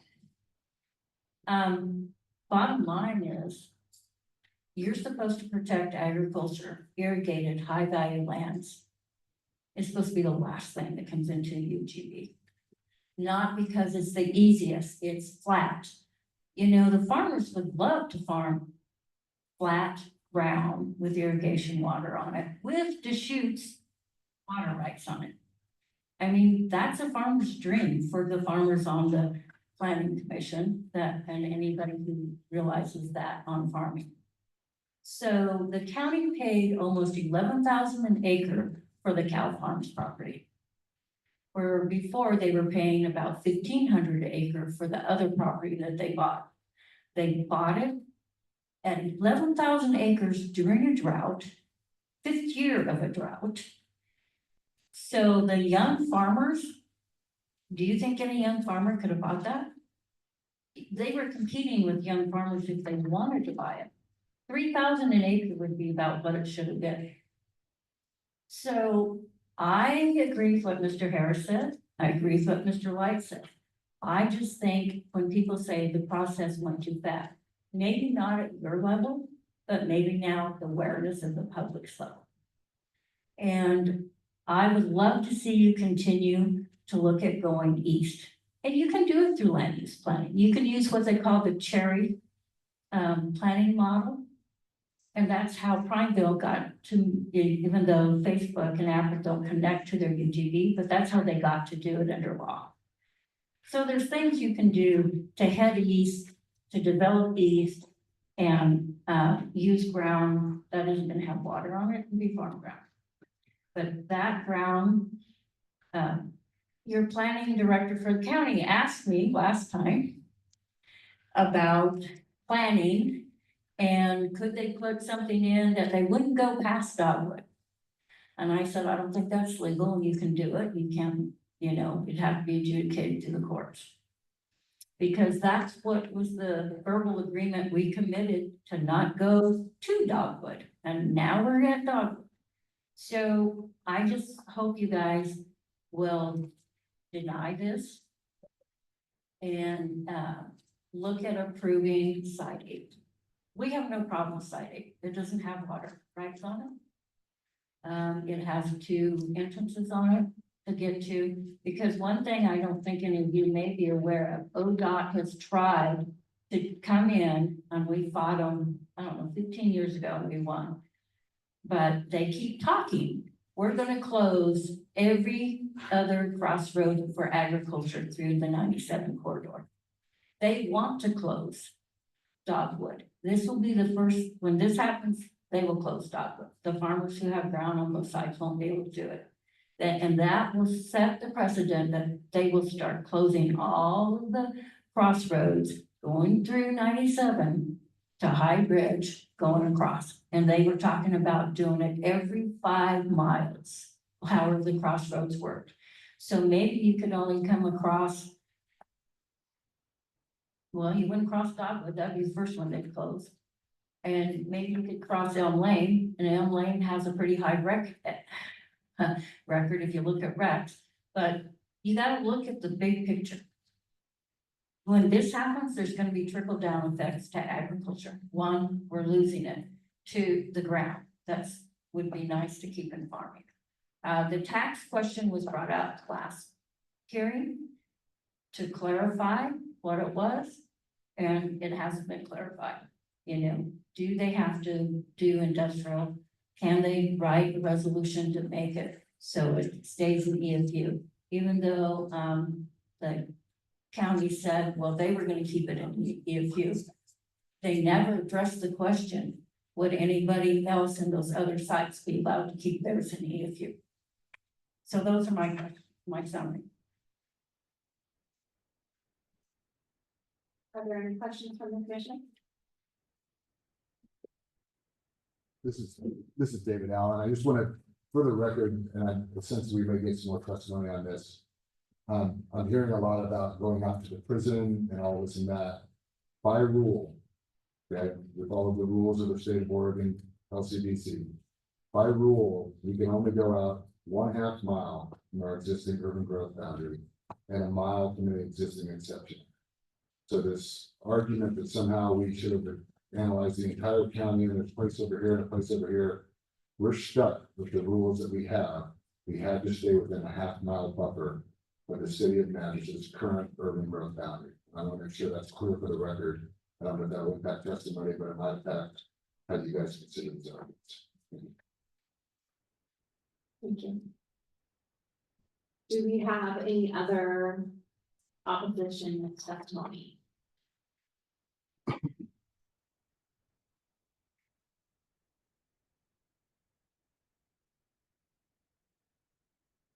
Chair, can I mention one thing? Yeah. The last exhibit from Mr. Light is in to the record as exhibit Q. Really quick, did you give Gary's an exhibit? Yes, Gary Harris's is exhibit P. Maybe I didn't mention that, I wrote it down. Thank you. Yes, thank you. Hello, my name is Michelle Harley. My husband and I own 2520 Northwest Dogwood Lane. Obviously, last time I spoke, I'm really crappy at this, so bear with me. I did write down notes, but Mr. Harris actually addressed a lot of them, and some of the updated information from Nick answered some of it. So I'm gonna try and pick through this little script that I wrote, because I'm trying to stay focused. But I'm gonna have to hopscotch around a little bit. So anyway, the documents that were provided at the last meeting, it's kind of surprising, they spanned over a decade of work in this large lot, regional large lot program, which I just found out about at the last meeting, had no clue. And I think a lot of the public, that's where we're going, why are you rushing this? Not realizing how long this has been in the process. And I can understand, progress needs to happen. That's, people want to see that, that's fine. But, if it's gonna happen, we really need to try and take it in a controlled or structured, neat way. And I do believe that everyone here agrees with that. We're not just gonna bulldoze our way into this decision. But Mr. Harris did point out, that site 9, I was gonna bring this up, it has no water, no irrigation water. It has similar, let me just read if I can find it here. It's in a similar location. Okay, so I'm just gonna read off of this. I'm urging the city to please reconsider site 8. Site 8 shares the same location, features and advantages and costs. While the sanitary sewer and water cost conclusion came in higher than site 9, I feel there may be other factors that may not have been fully considered, such as the future accessibility, infrastructure, and possible zoning variances that could be considered. As per section 18.15.130 of the city zoning ordinance website, large lot industrial allows for 85% of each 50-acre lot to be developed. This means 42.5 acres may be developed. This could allow for a total of 400,000 square foot buildings on each 50-acre lot, or more if the smaller buildings are proposed. Based on this zoning information and data published in the 2021 Industrial Market Analysis prepared by Portland State University, the National Association for Industrial Office Park cites that the average employment density for an e-commerce industrial facility is 700 feet per worker. This would mean that each building could employ between 120 to 575 people. With 4 or more buildings allowed per 50-acre lot, that's approximately 480 to 2,300 people. Both sites 8 and 9 would allow for multiple lots. Based on the proposed daily trip cap of 400 vehicles, turning the Northwest Dogwood Lane into a low to moderate capacity collector street appears inadequate to mitigate the impact these vehicles will have on the existing residences, infrastructure, and farming activities on adjacent farms. And I feel it's safe to say infrastructure in addition to collector streets will be necessary in the future. My current understanding is once the trip cap is exceeded, mitigation will be required. However, it is difficult to see any future mitigating infrastructure providing direct access from Highway 26 to Site 9 due to the location of the airport's airstrip and Daimler test track obstructing the site. When compared to the IRMET at the September 18th meeting from the property owners, local farmers, and the Farm Bureau caused by the proposal's taking of Lot 9's A1 soil type and irrigation water out of production, the use of Site 8 could be viewed as a win-win. The city would have the acreage needed to meet the requirement of the regional LLI program located where future development of city infrastructure taking traffic directly from Highway 26 to Site 8 would be more easily developable due to its location further north of Site 9, avoiding the obstruction of the airstrip and the test track. Additionally, the city could consider zoning variances for the 37 acres on the east side and 13 acres on the west side of Clackamas Drive. This would allow 3 lots on the east and 1 on the west. Doing this would allow for 13 acres or 570,000 square feet of ground to be available on the west side of Clackamas Drive, making it possible to build even the largest building or multiple smaller buildings, possibly making the issue less impactful than previously considered. So I think really like this lot is purchased, this one farm, 2019 Dogwood Lane. It's purchased in beginning of 2023, and then all this paperwork was created to support that being the best location. But is it really? I mean, you have the airport airstrip. With the number of employees that can be employed there, that 400 cap is going to be hit. Like in one building, it can be hit, maxed out. So where are you going to do the future infrastructure from 26 to 9 when you have to go around the airport in Daimler, and then you have to turn all the way back up north again to get to Lot 9? And I just don't see how it makes any sense. There's no water on 8, so you're not going to have a lot of upset people saying, you know, you're taking that water out of circulation. I just really think that more consideration should be given to Site 8.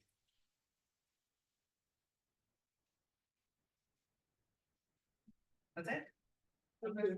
Anyone have a question? I got to walk away because I wanted to wait a second. Okay, thank you. Thank you. Do we have any other opposition testimony? Do we have any testimony online?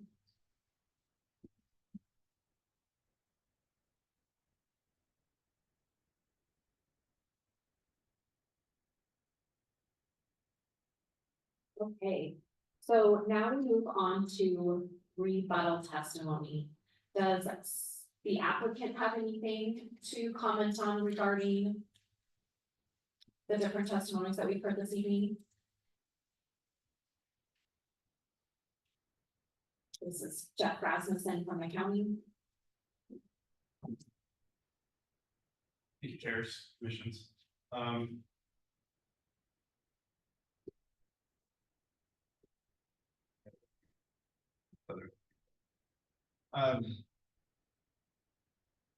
The county still has kept Site 8 in play. I encourage you to offer a recommendation as you see fit.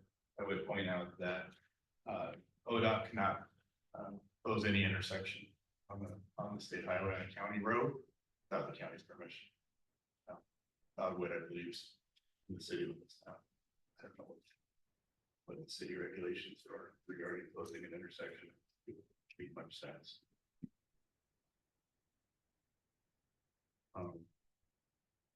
Would point out that Daimler is the seventh highest property taxpayer in the county, and number 4 is not a utility. And I think that's what the county is looking at, is a high value property taxpayer, not so much a bunch of employees that are going to be competing with their existing folks. And site 8 has concerns that I see. The irrigation bridge, when you get close to the railroad track, already has weight restrictions. The right of way from Eagle Court, which is the first subdivision road, used to live on Eagle Court and Birch, all the way to the the irrigation canal, it's only 40 feet. It's one of the narrow roads back, I think, my Public Works, Mike McKean used to say, and right of ways were created in the 20s. So the 20s or the 30s, everyone went down to this 40 foot. And everybody realized that was a disaster and they went back to the normal 60. So this has still a section of 40 that at some point if site 8 is brought in, that's where the employees are going to go. We're going to go down. The railroad crossing is sometimes blocked. Come out for work, look that way, not right way out west. And if you then go past Tops to come out to the highway, imagine a semi truck trying to make a left uphill with a little bit of the curve and where the highway's coming from the passing lane down the one. That would be a very expensive upgrade to that intersection. With that, I'll see if there's questions on that rebuttal. That's the very first thing you said was lot 8 is still in play. What do you mean? The county could have opted out for site 8, just like the other land owners. And I would also point out, sorry, I should have broken the further notes. Approximately 10 years ago, if not a little bit more, the county met with Hooker Creek in the city regarding the future of their aggregate site. And at some point, it may be another 20 years, they will need to move towards the road. The road's right on it. And so we've talked to them. At some point, let's go and pull the map up. We don't want to get to that level of detail. So look at the zigzag, let's flatten that out and swap. But we get some, the airport gets some, then the Hippie Joe piece was still there. And so that we were able to buy the Hippie Joe piece when it came available. And so we kind of like, well, for 20 to 30 years, we now have another plan. We can move the road up. We all can get along, and that potentially could be a smaller industrial park in the future. It sure is going to be nice in 20, 30, 40, 50 years to have that aggregate site still operational. Industrial plant is taken up and gone right up next to it.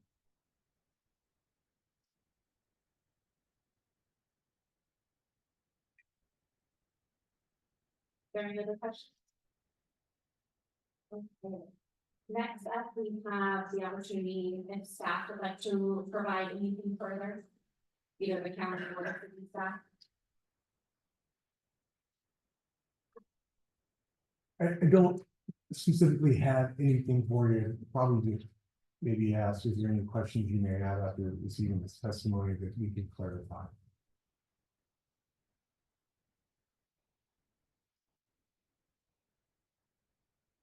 Well, I think that there has been some testimony presented in regards to site 8 being a little bit less controversial. We've also heard that there may be some load limits with bridge access and things to that. But I guess if I had a question, it would be just again, if the right now, the sewer cost is, one was moderate, but we don't have a quantifiable number for what that difference would be. And we know that if there was an issue with site 9 as far as moving a canal or piping a canal, that would be a significant expenditure. What else about site 8 do we need to know to make sure that we're making a clear distinction between those two sites? Well, from. When you look at the needs analysis, it says we can find a site between 100 and 200 acres. And under the site needs, the characteristics, our job is to find the best site. Right? So in my mind, part of the difference between site 8 and site 9 is site 8 has less land that you can develop.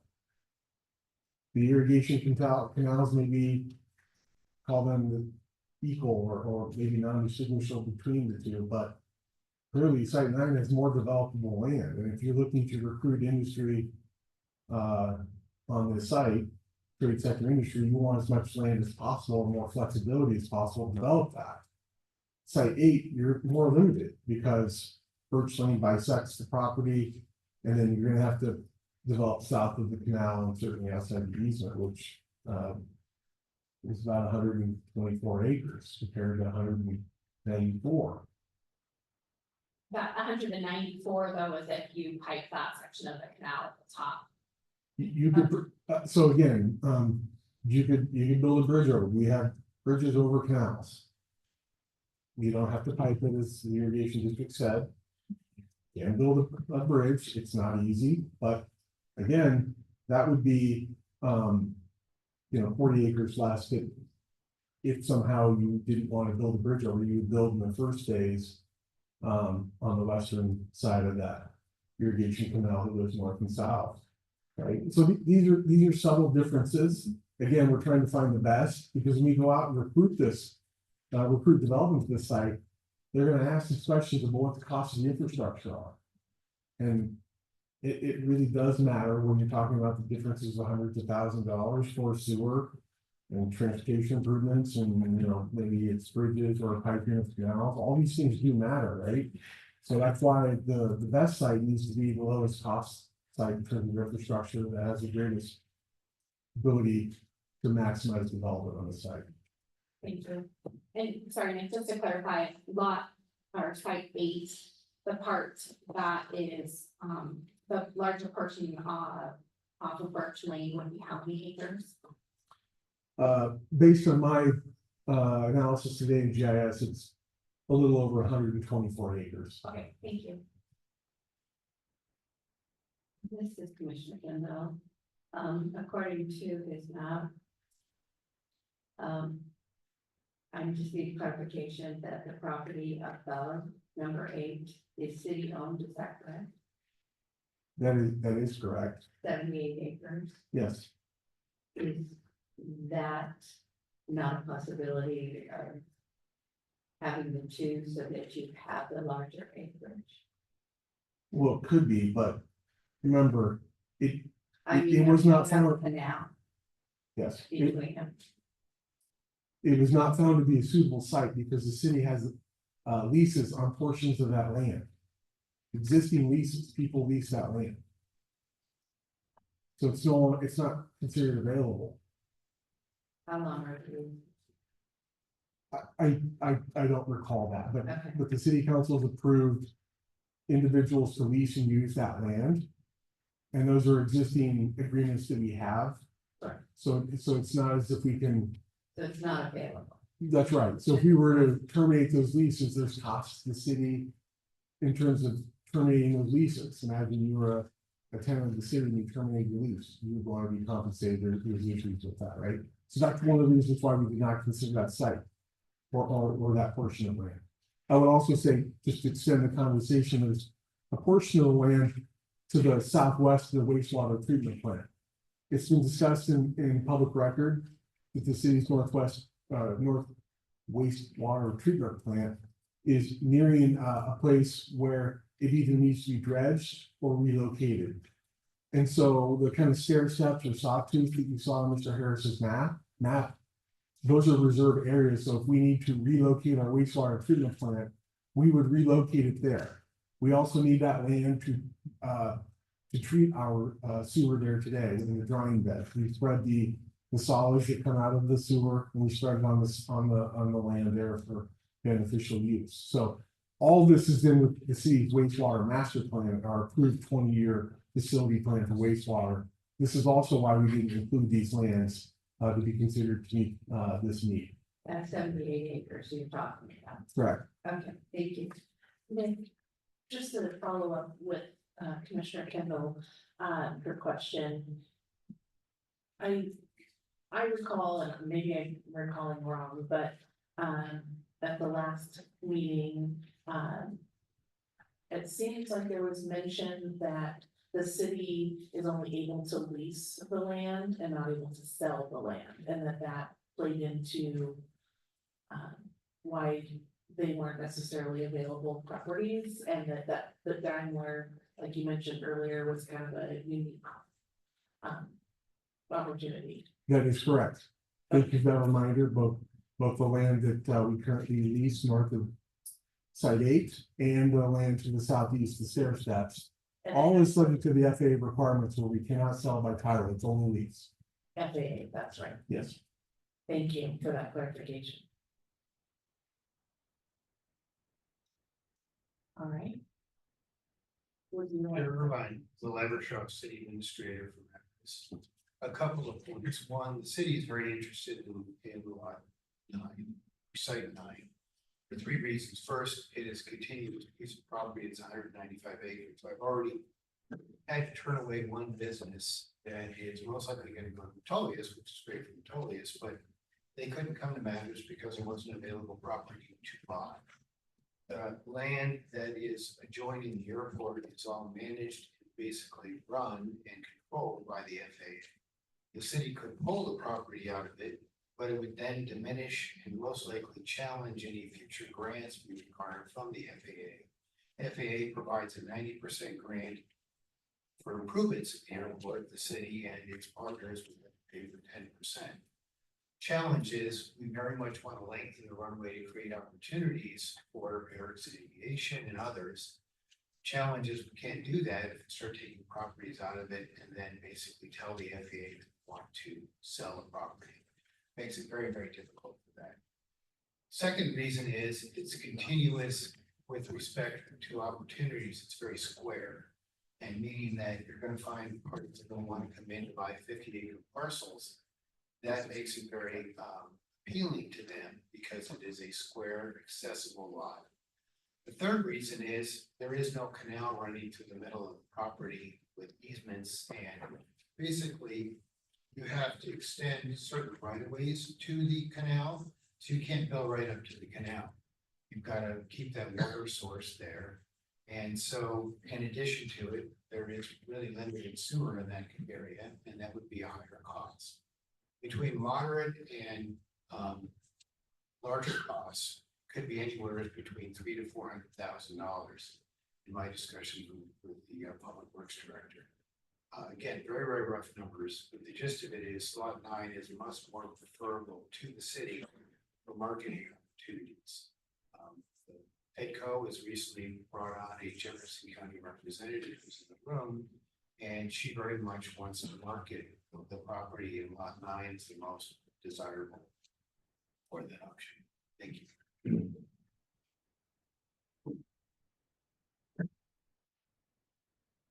Any questions for Lynn?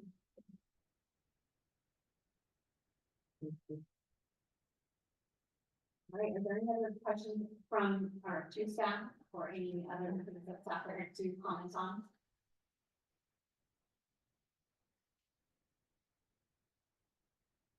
Okay.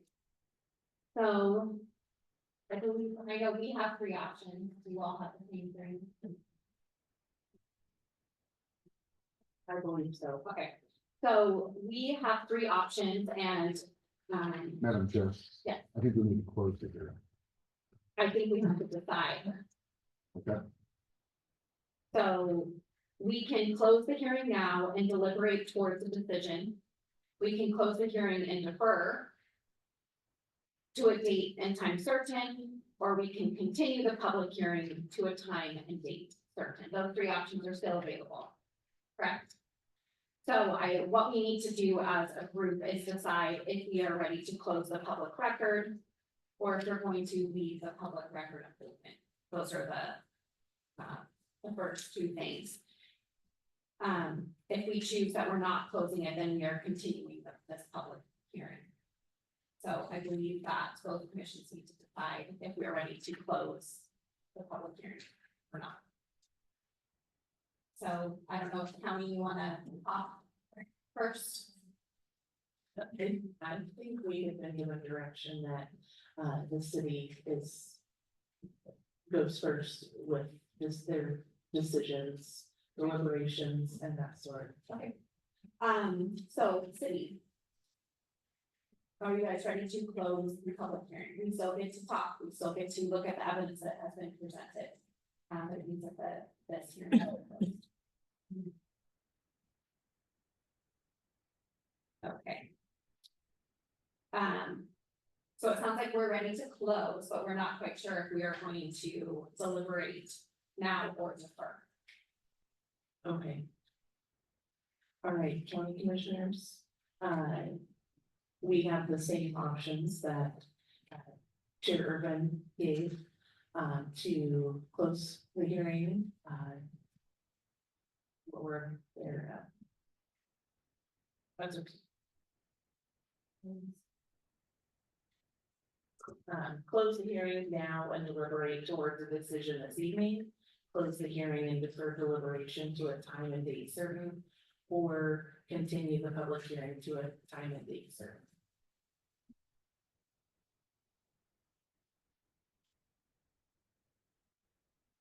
Can you get a clarification, whoops, from Phil about if we want any more information on lot 8 versus lot 9?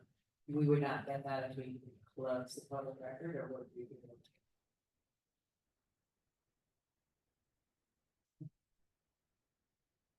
What I would suggest is the information you might want, it should be considered through the lens of, is it more of an administrative level decision type of information you're seeking?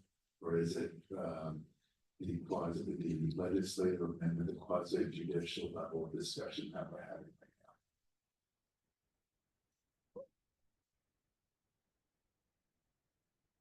Thank you, Bill. What are your thoughts? I'm good with closing the public. Whatever, like, they did.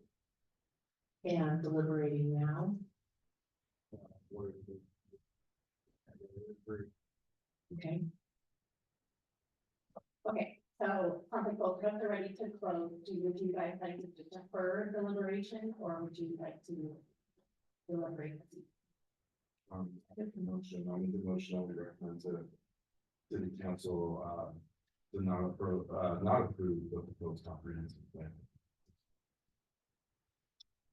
All right, we have a motion on the floor to not approve the expansion as stated. Do I have a second? Seeing none, the motion is denied. So we are back to, are we ready to close the hearing and deliberate, or close the hearing and move on? Or close the hearing and defer deliberation, or are we going to close the hearing and talk about coming to a decision? I have a question. If we close and deliberate, do we have to make a decision tonight? So we either defer deliberation to another evening and then decide when we make a decision or.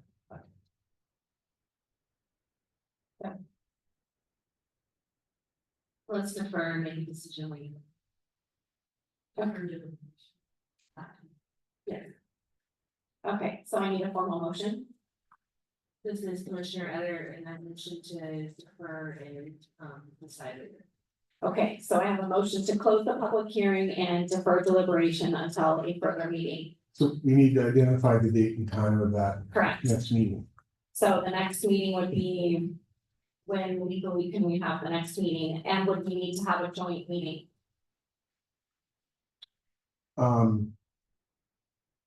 I think you can have the meeting anytime in the future you want. Ideally, it would be a joint meeting, but there's no requirement that it be a joint meeting. Just a minute, there's a, it's in council.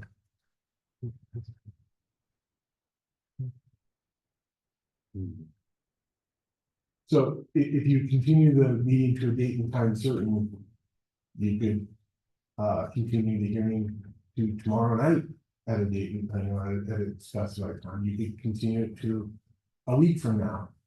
So really, it's a date that, you know, we just need to figure out between staff and the commissions as to when you want to. So I guess what I was asking is if there would be any additional notice requirements that would preclude us from. You know, those are gonna hearings by choosing the hearing or being notified. Okay. County? I guess the question I have for you is whether or not you would like to, have deliberate now yourselves, or, do a joint meeting for, I guess the third option is doing it on your own way. The button wasn't working. Commissioners, what are your thoughts?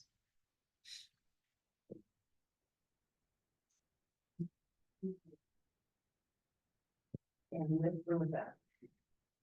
With the joint meeting.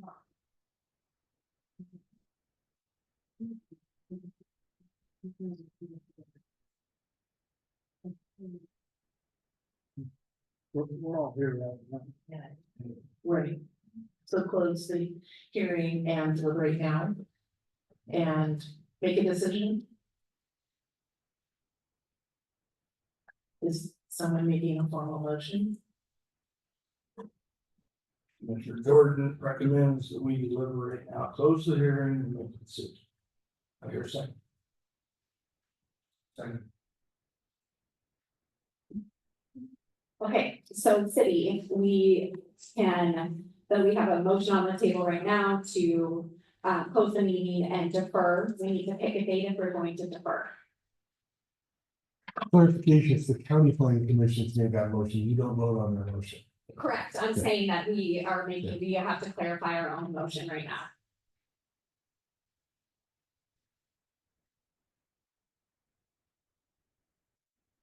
So if you would like to defer deliberations, you will need to pick a time and a date.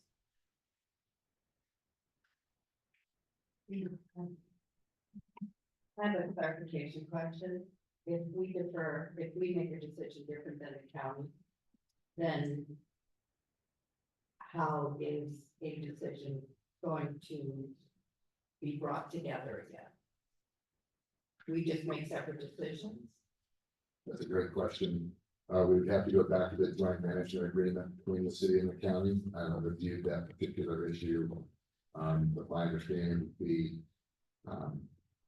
that both entities need to agree to extend the urban growth boundary. And if the city of Madras refuses to extend their urban growth boundary, then the county's decision would basically become that it takes both of us to achieve the accomplished application. So, council, understood that both the city and the county need to agree on the decision. Can the planning commissions make a different recommendation to the related elected bodies, and then ultimately then those elected bodies would need to make the same decision? That's correct. I mean, you guys are in an advisory role here. These are both going to go to the city council and the county commission. So to the extent the recommendations to your governing bodies were not parallel, your governing bodies would also have the opportunity, even if you were in lockstep tonight, and both decided to refer it to city council and planning or the county commission, those two governing bodies could be inconsistent as well. So I think it's important that we understand that we're in an advisory role. I hate doing this, but you could also punt. And you could also make recommendations to your governing body to say, we don't know, 8 or 9, we're convinced it's one of the two. And you guys get paid big bucks and you run for elections and you decide. Where you could make a recommendation for one, understanding that ultimately that decision is up to the city council. And county commission. Thank you. So I think that it is fair to deliberate later, especially if you need to review the record. Just a reminder that once the hearing closes, we can review information that's provided by staff, but we can't collect more data outside of that. Looking at the calendar, 2 weeks from now would be the 23rd. We can meet the 16th or the 30th, but I would suggest that we don't just delay. That if we are deferring, we need to make sure that we have an action plan to gather that information that we need to make the decision. This is Commissioner, and I can meet on the 23rd. I can't meet on the 16th.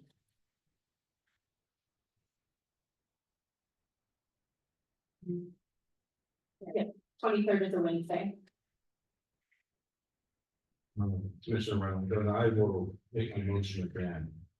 Okay, to extend my motion and make a recommendation to city council not approve the proposed comprehensive plan amendments as proposed.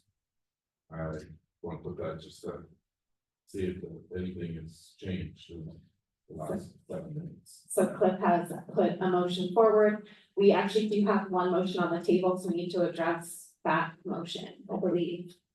I don't know. That's Robert's rules of order, but What is, but I don't think you have a motion.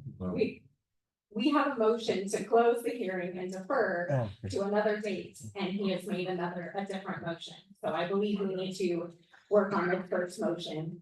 So if you choose not to want to do that, then you can say no to the motion that's on the table. So the 23rd at 6:30 p.m. at the city address. Yes. Okay, so we have a motion on the table. We have, who made the first motion? You did.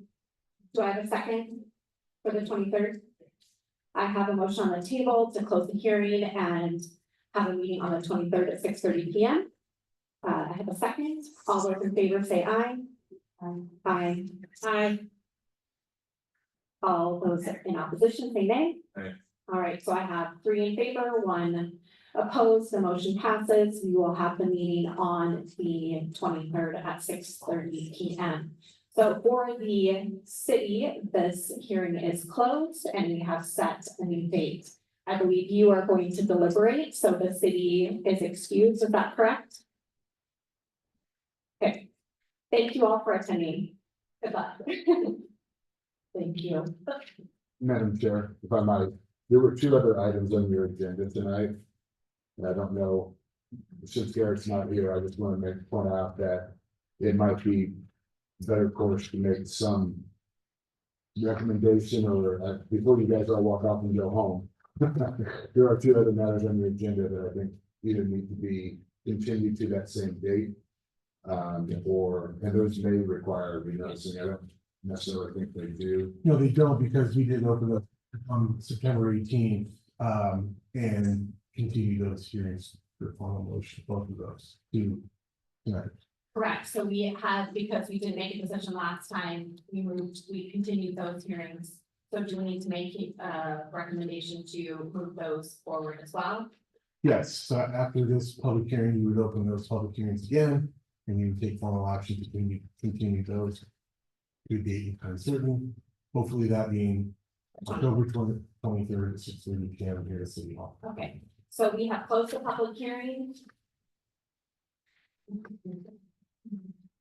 In case file PA-24-1. Yes, but I do not really want to read through all of the judicial hearings and all of those things. So I am opening for the city file number ZC-24-1. If I can take a motion to continue that hearing to the 23rd. Is it a public hearing? Yes. Which one is it? It's this item number 2 on the agenda.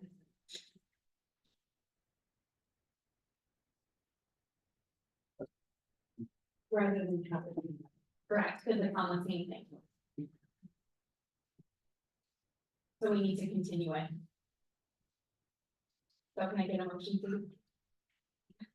This is Commissioner Eder, and I will make a motion to extend number 2 and item number 2 and number 3 to the October 23rd meeting. 6:30.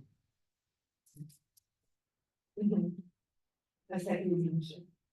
All right, so I have a first and a second. All in favor, say aye. Aye. None are opposed, so items number 2 and 3 get moved to the same date and time as number 1. Okay. All right. Our session is adjourned. Thank you.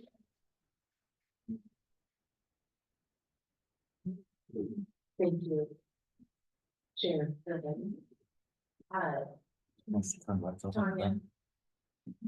Are you awake over there?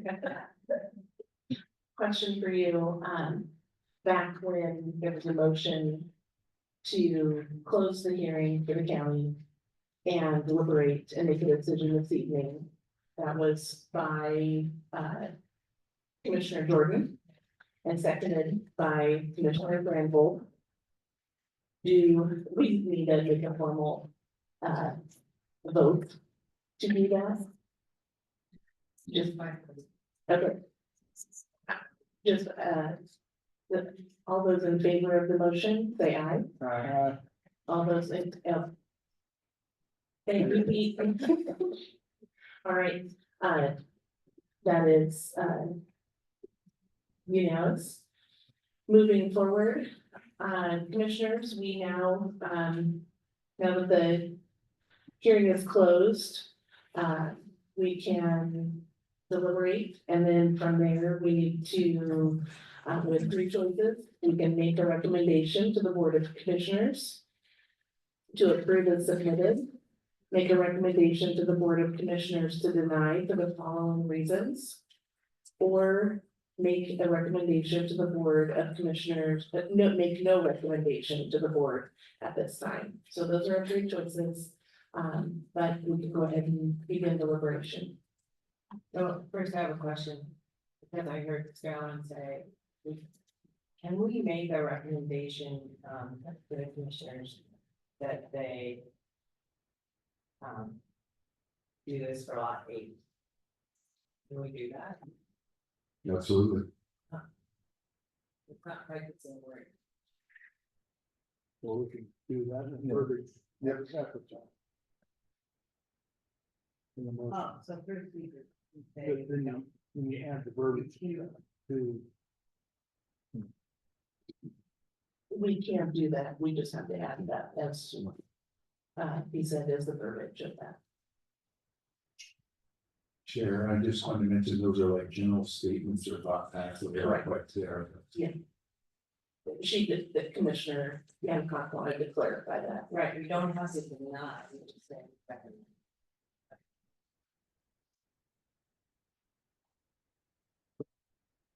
What are your thoughts?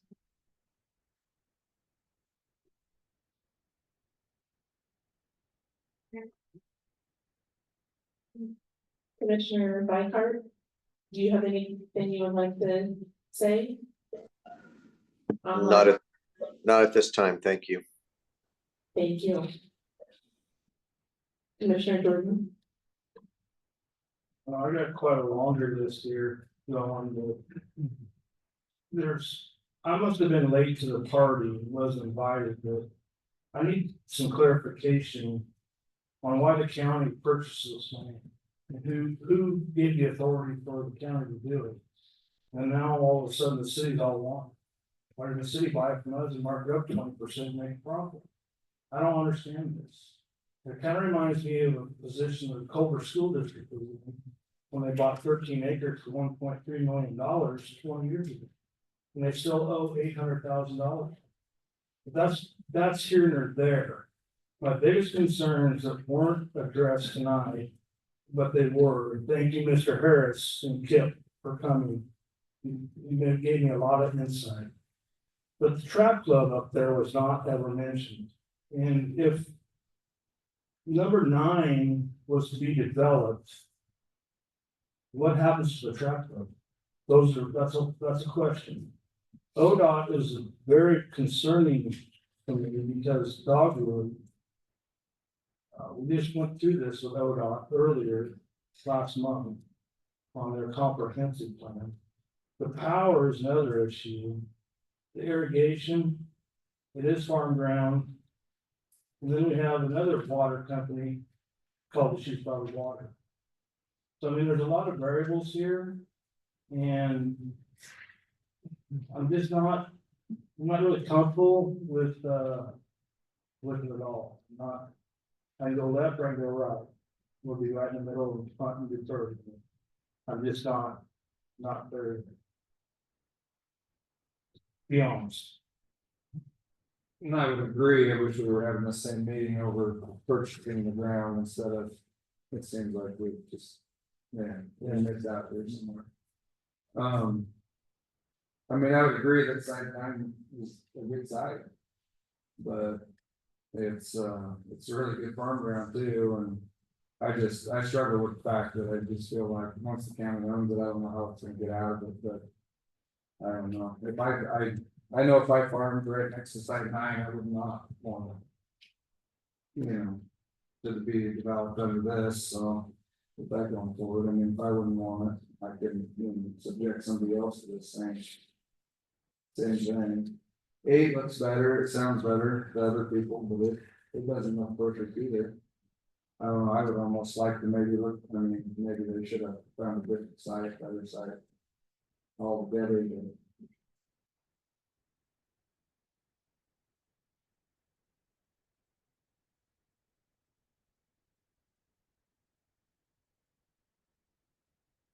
So. Could we? So are you saying? Maybe deny. What's been put in front of us, but suggest. To the commission. That they look at lot 8.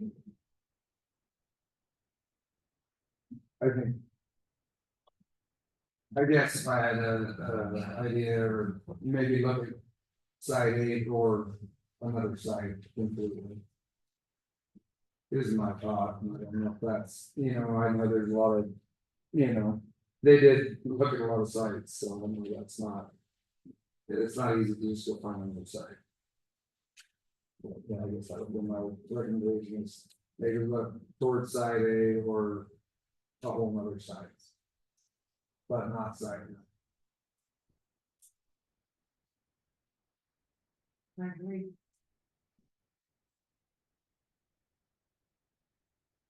Good.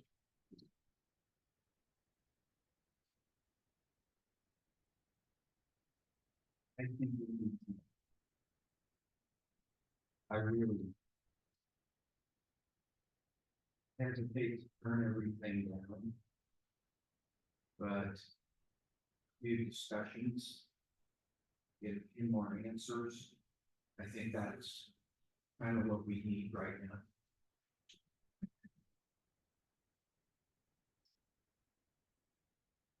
That's what I would say.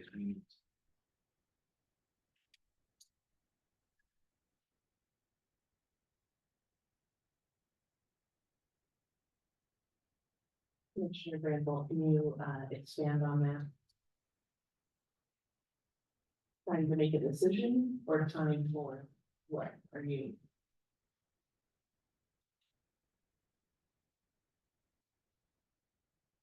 Information happening. I don't feel educated in maybe. Thank you.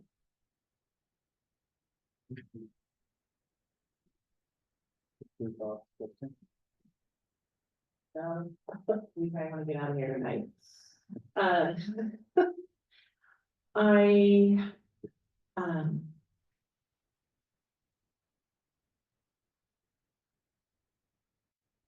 I know that, as a city, as a county, there is a need for,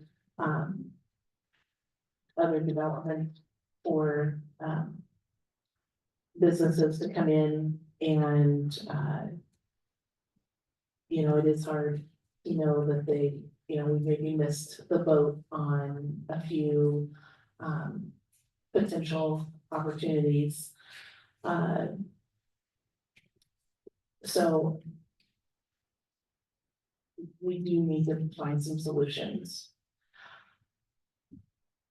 I am not, a fan of the county having purchased the ground. You know, I think, hearing tonight that they purchased it at 11,000 an acre, then makes me, that seems, I look at that and I wonder, is that where, one of the sales came into play? For our farm ground being taxed at a higher rate now because, they're considering that as one of the sales to update their, land values for taxation of farm ground, because we did see a hike, this past year. I don't know but it's possible. And some of I'm concerned that, the cost of development could potentially hinder the ability for, a company to come in, to develop that site, but maybe not. You know, I look at Daimler, you know, they spent 30 million on property that they're just leasing. So maybe that's a drop in the bucket for them, for someone to consider developing, that land. You know, it's been brought up that power availability is, you know, questionable, depending on what the, we have all these, we don't know the uncertainties of what the potential business could be, or, you know, maybe they wouldn't need as much power, maybe they would. We just don't know, so you're making decisions on a lot of unknowns. But, using, you know, losing that high value farm ground, from a farm family, perspective, you're not making any more, they're not creating any more farm ground, especially the high value farm ground. But as, Mickey, mentioned this evening, Deschutes Valley water rights and flat farm ground would be a farmer's dream. But, you know,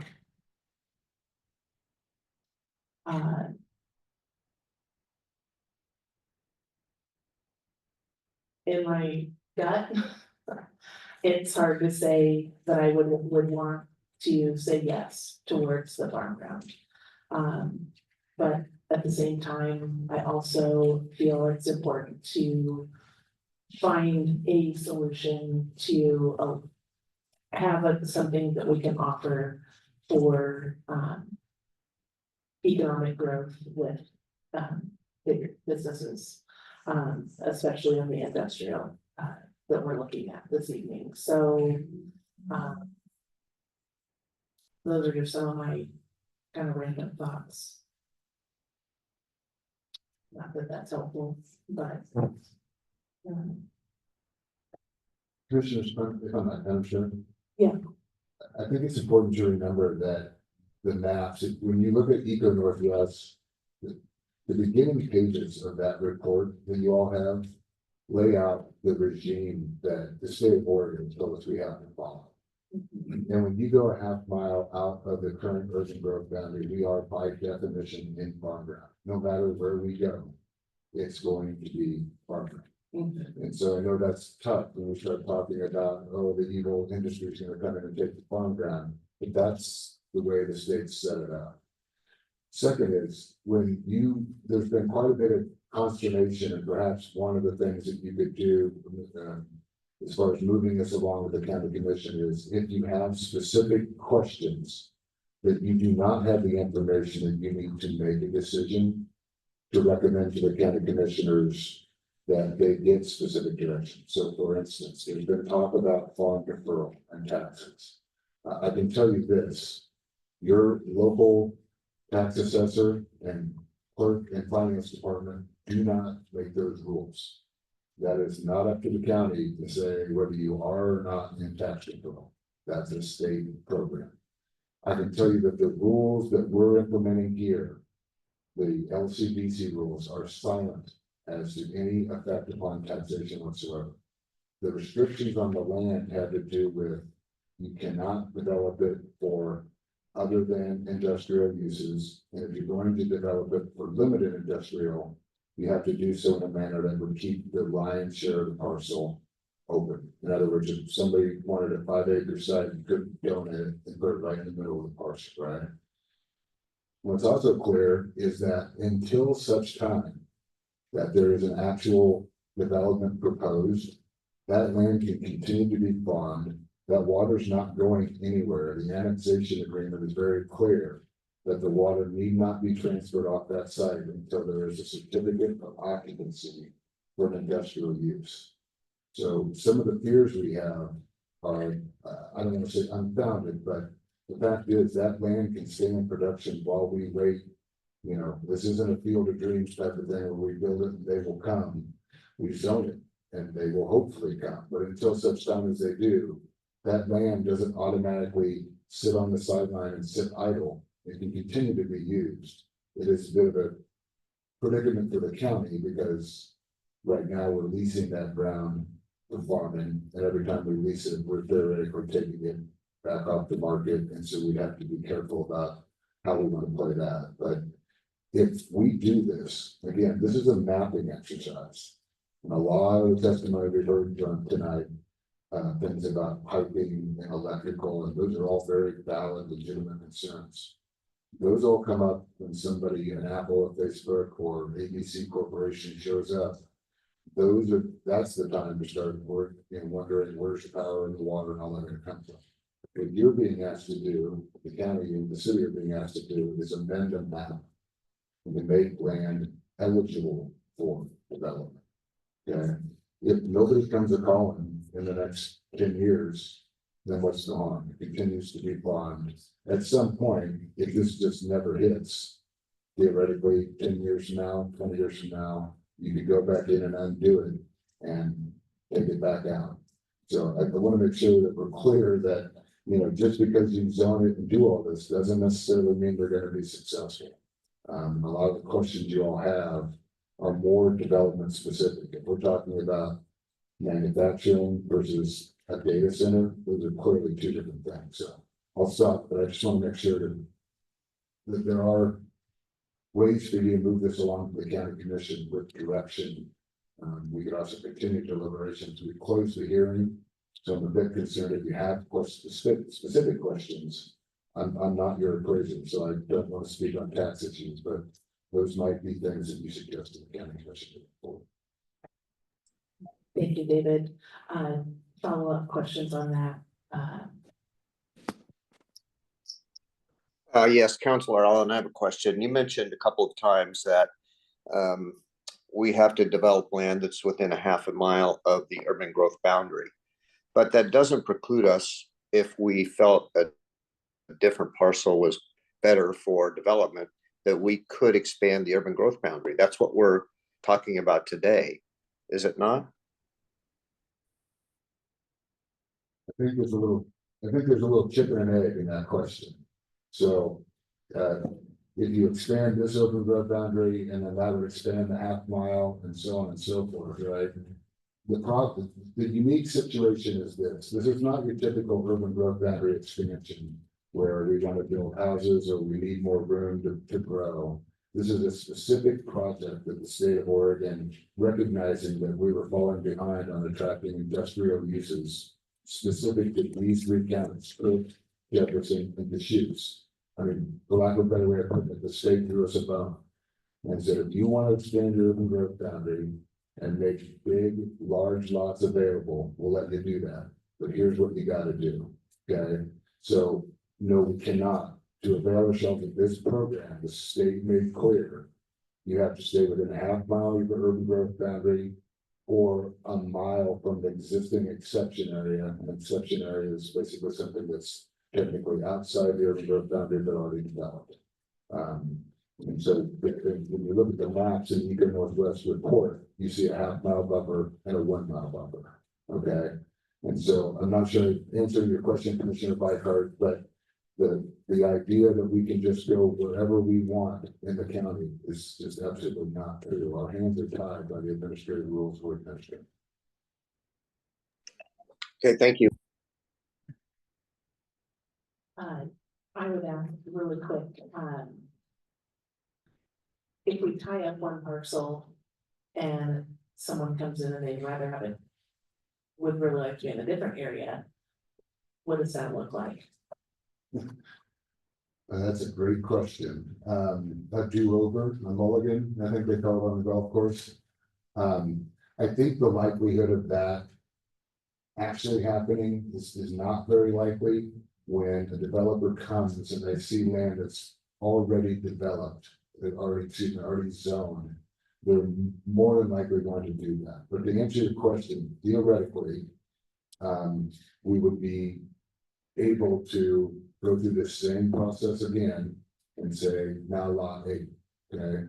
Keep in mind that when the state, quote, threw us a bone, they only threw us so many bones. And there's only one large lot available left with the 3 counties. In other words, we're taking the 200-acre lot. Quite frankly, the Cook County and Deschutes County don't. Because these are to be shared amongst the region. So if we do that, it would be a very interesting question on how we would backflip out of, for instance, lot 8 into lot 9 or vice versa. That may not be as easy as just talking about it here at Planning Commission. I'd have to give that thought about what it would really take to do that. Well, and just to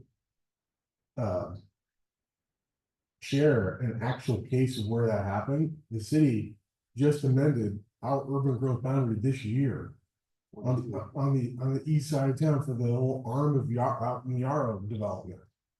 Because we did that, and Eco Northwest, the same firm, when we asked them, how do we do this? They said, well, you get to go through the same goal 14 analysis and find suitable land within your either in your urban growth boundary, and if you can't meet that need inside, then you get to look outside of it, just as your council has advised here. So you just don't get to go, oh, well, we don't like that one, so we're gonna move it over there. Oh, no. You go through the whole goal 14 analysis again. The same burden is upon the city and whoever making that change. So I think your council is spot on.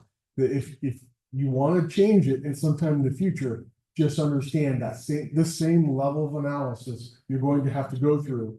And what our consultants are telling me is, I can't guarantee that you're going to be able to justify that in the future. So this is why we're saying, find the best site that really meets the site needs. Thank you, next.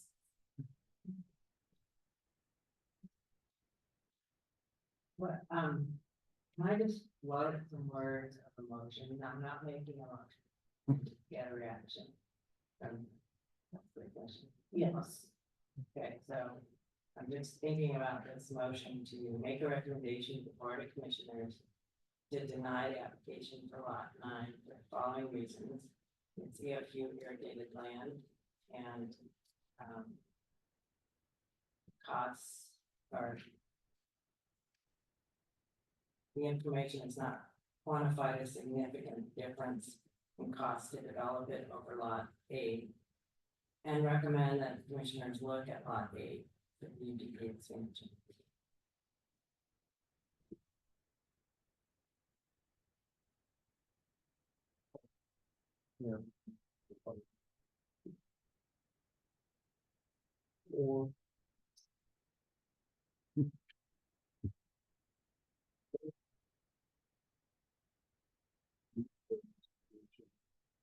Or But kick it back to the county commissioners, because they're the ones who approved by the money. So put it back on. I'm a little frustrated here, like, thing with the or. Yeah. Yeah, and I think it's gonna get. No matter what we say.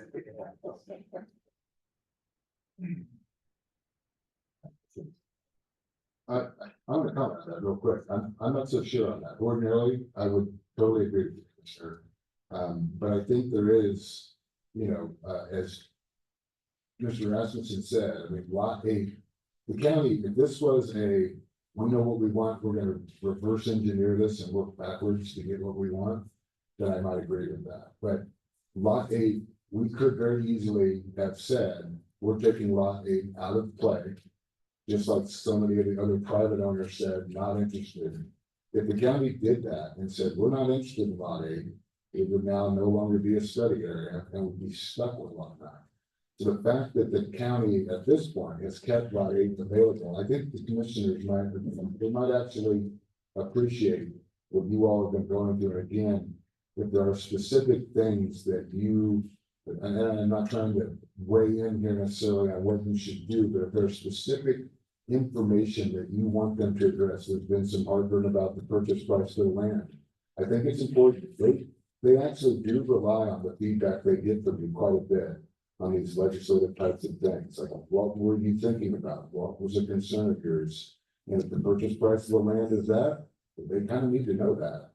Because I don't think this is one of those rubber stamp, they're just gonna do what they want, as much as you might think. So before we, run off that way, I think it's important if there are things that you want them to improve this product or questions you think need to be answered. I think it's important that somehow we get that information to them. Thank you, David. Bill? So, as part of the testimony, you all heard about DEFCO's interest in the particular property site 9. One of the things I've had the experience of as a professional planner in a certain close by community is actually reconfiguring 80 acres into 100 square, 160 from an adjacent 160. They're too long, they're all reconfigured. Specifically, the request was for a square 160. At other times, I also was part of the team that expanded the UGB to add 38 acres to another parcel to create the shape and design, for design square parcel.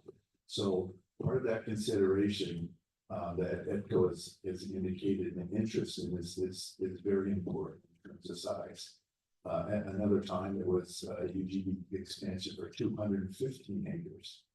So sometimes the level and the style of development that we're talking about does require a certain kind of a shape in terms of overall design for their business model. And it can be fairly large. One building that was signed off was 800,000 square feet. That's a ginormous building.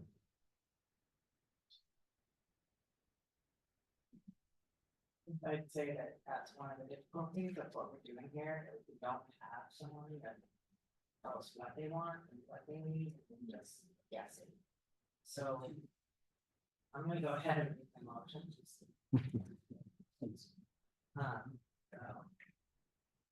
I move that we make a recommendation to the Board of Commissioners to deny the application for lot 9 for the following reasons. It's EFU irrigated land, and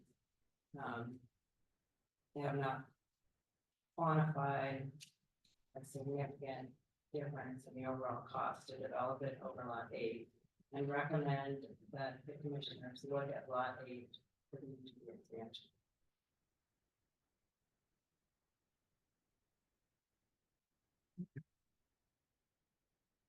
I second that. All right, we have a motion. Tanya?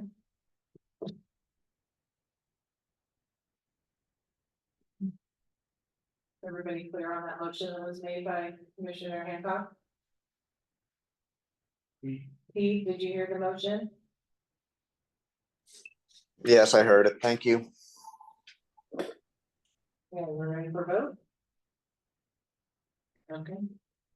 Jeff Jordan, I'll say yes, that means I'll approve the motion, right? Yes. Michelle Parcel, yes. Pete Bacard, No. Rich Brandle. Lori Hancock. Yeah. James Rock, Yes. Jessica Locke.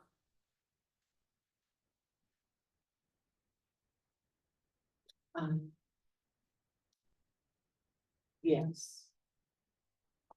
Motion passes 5-2.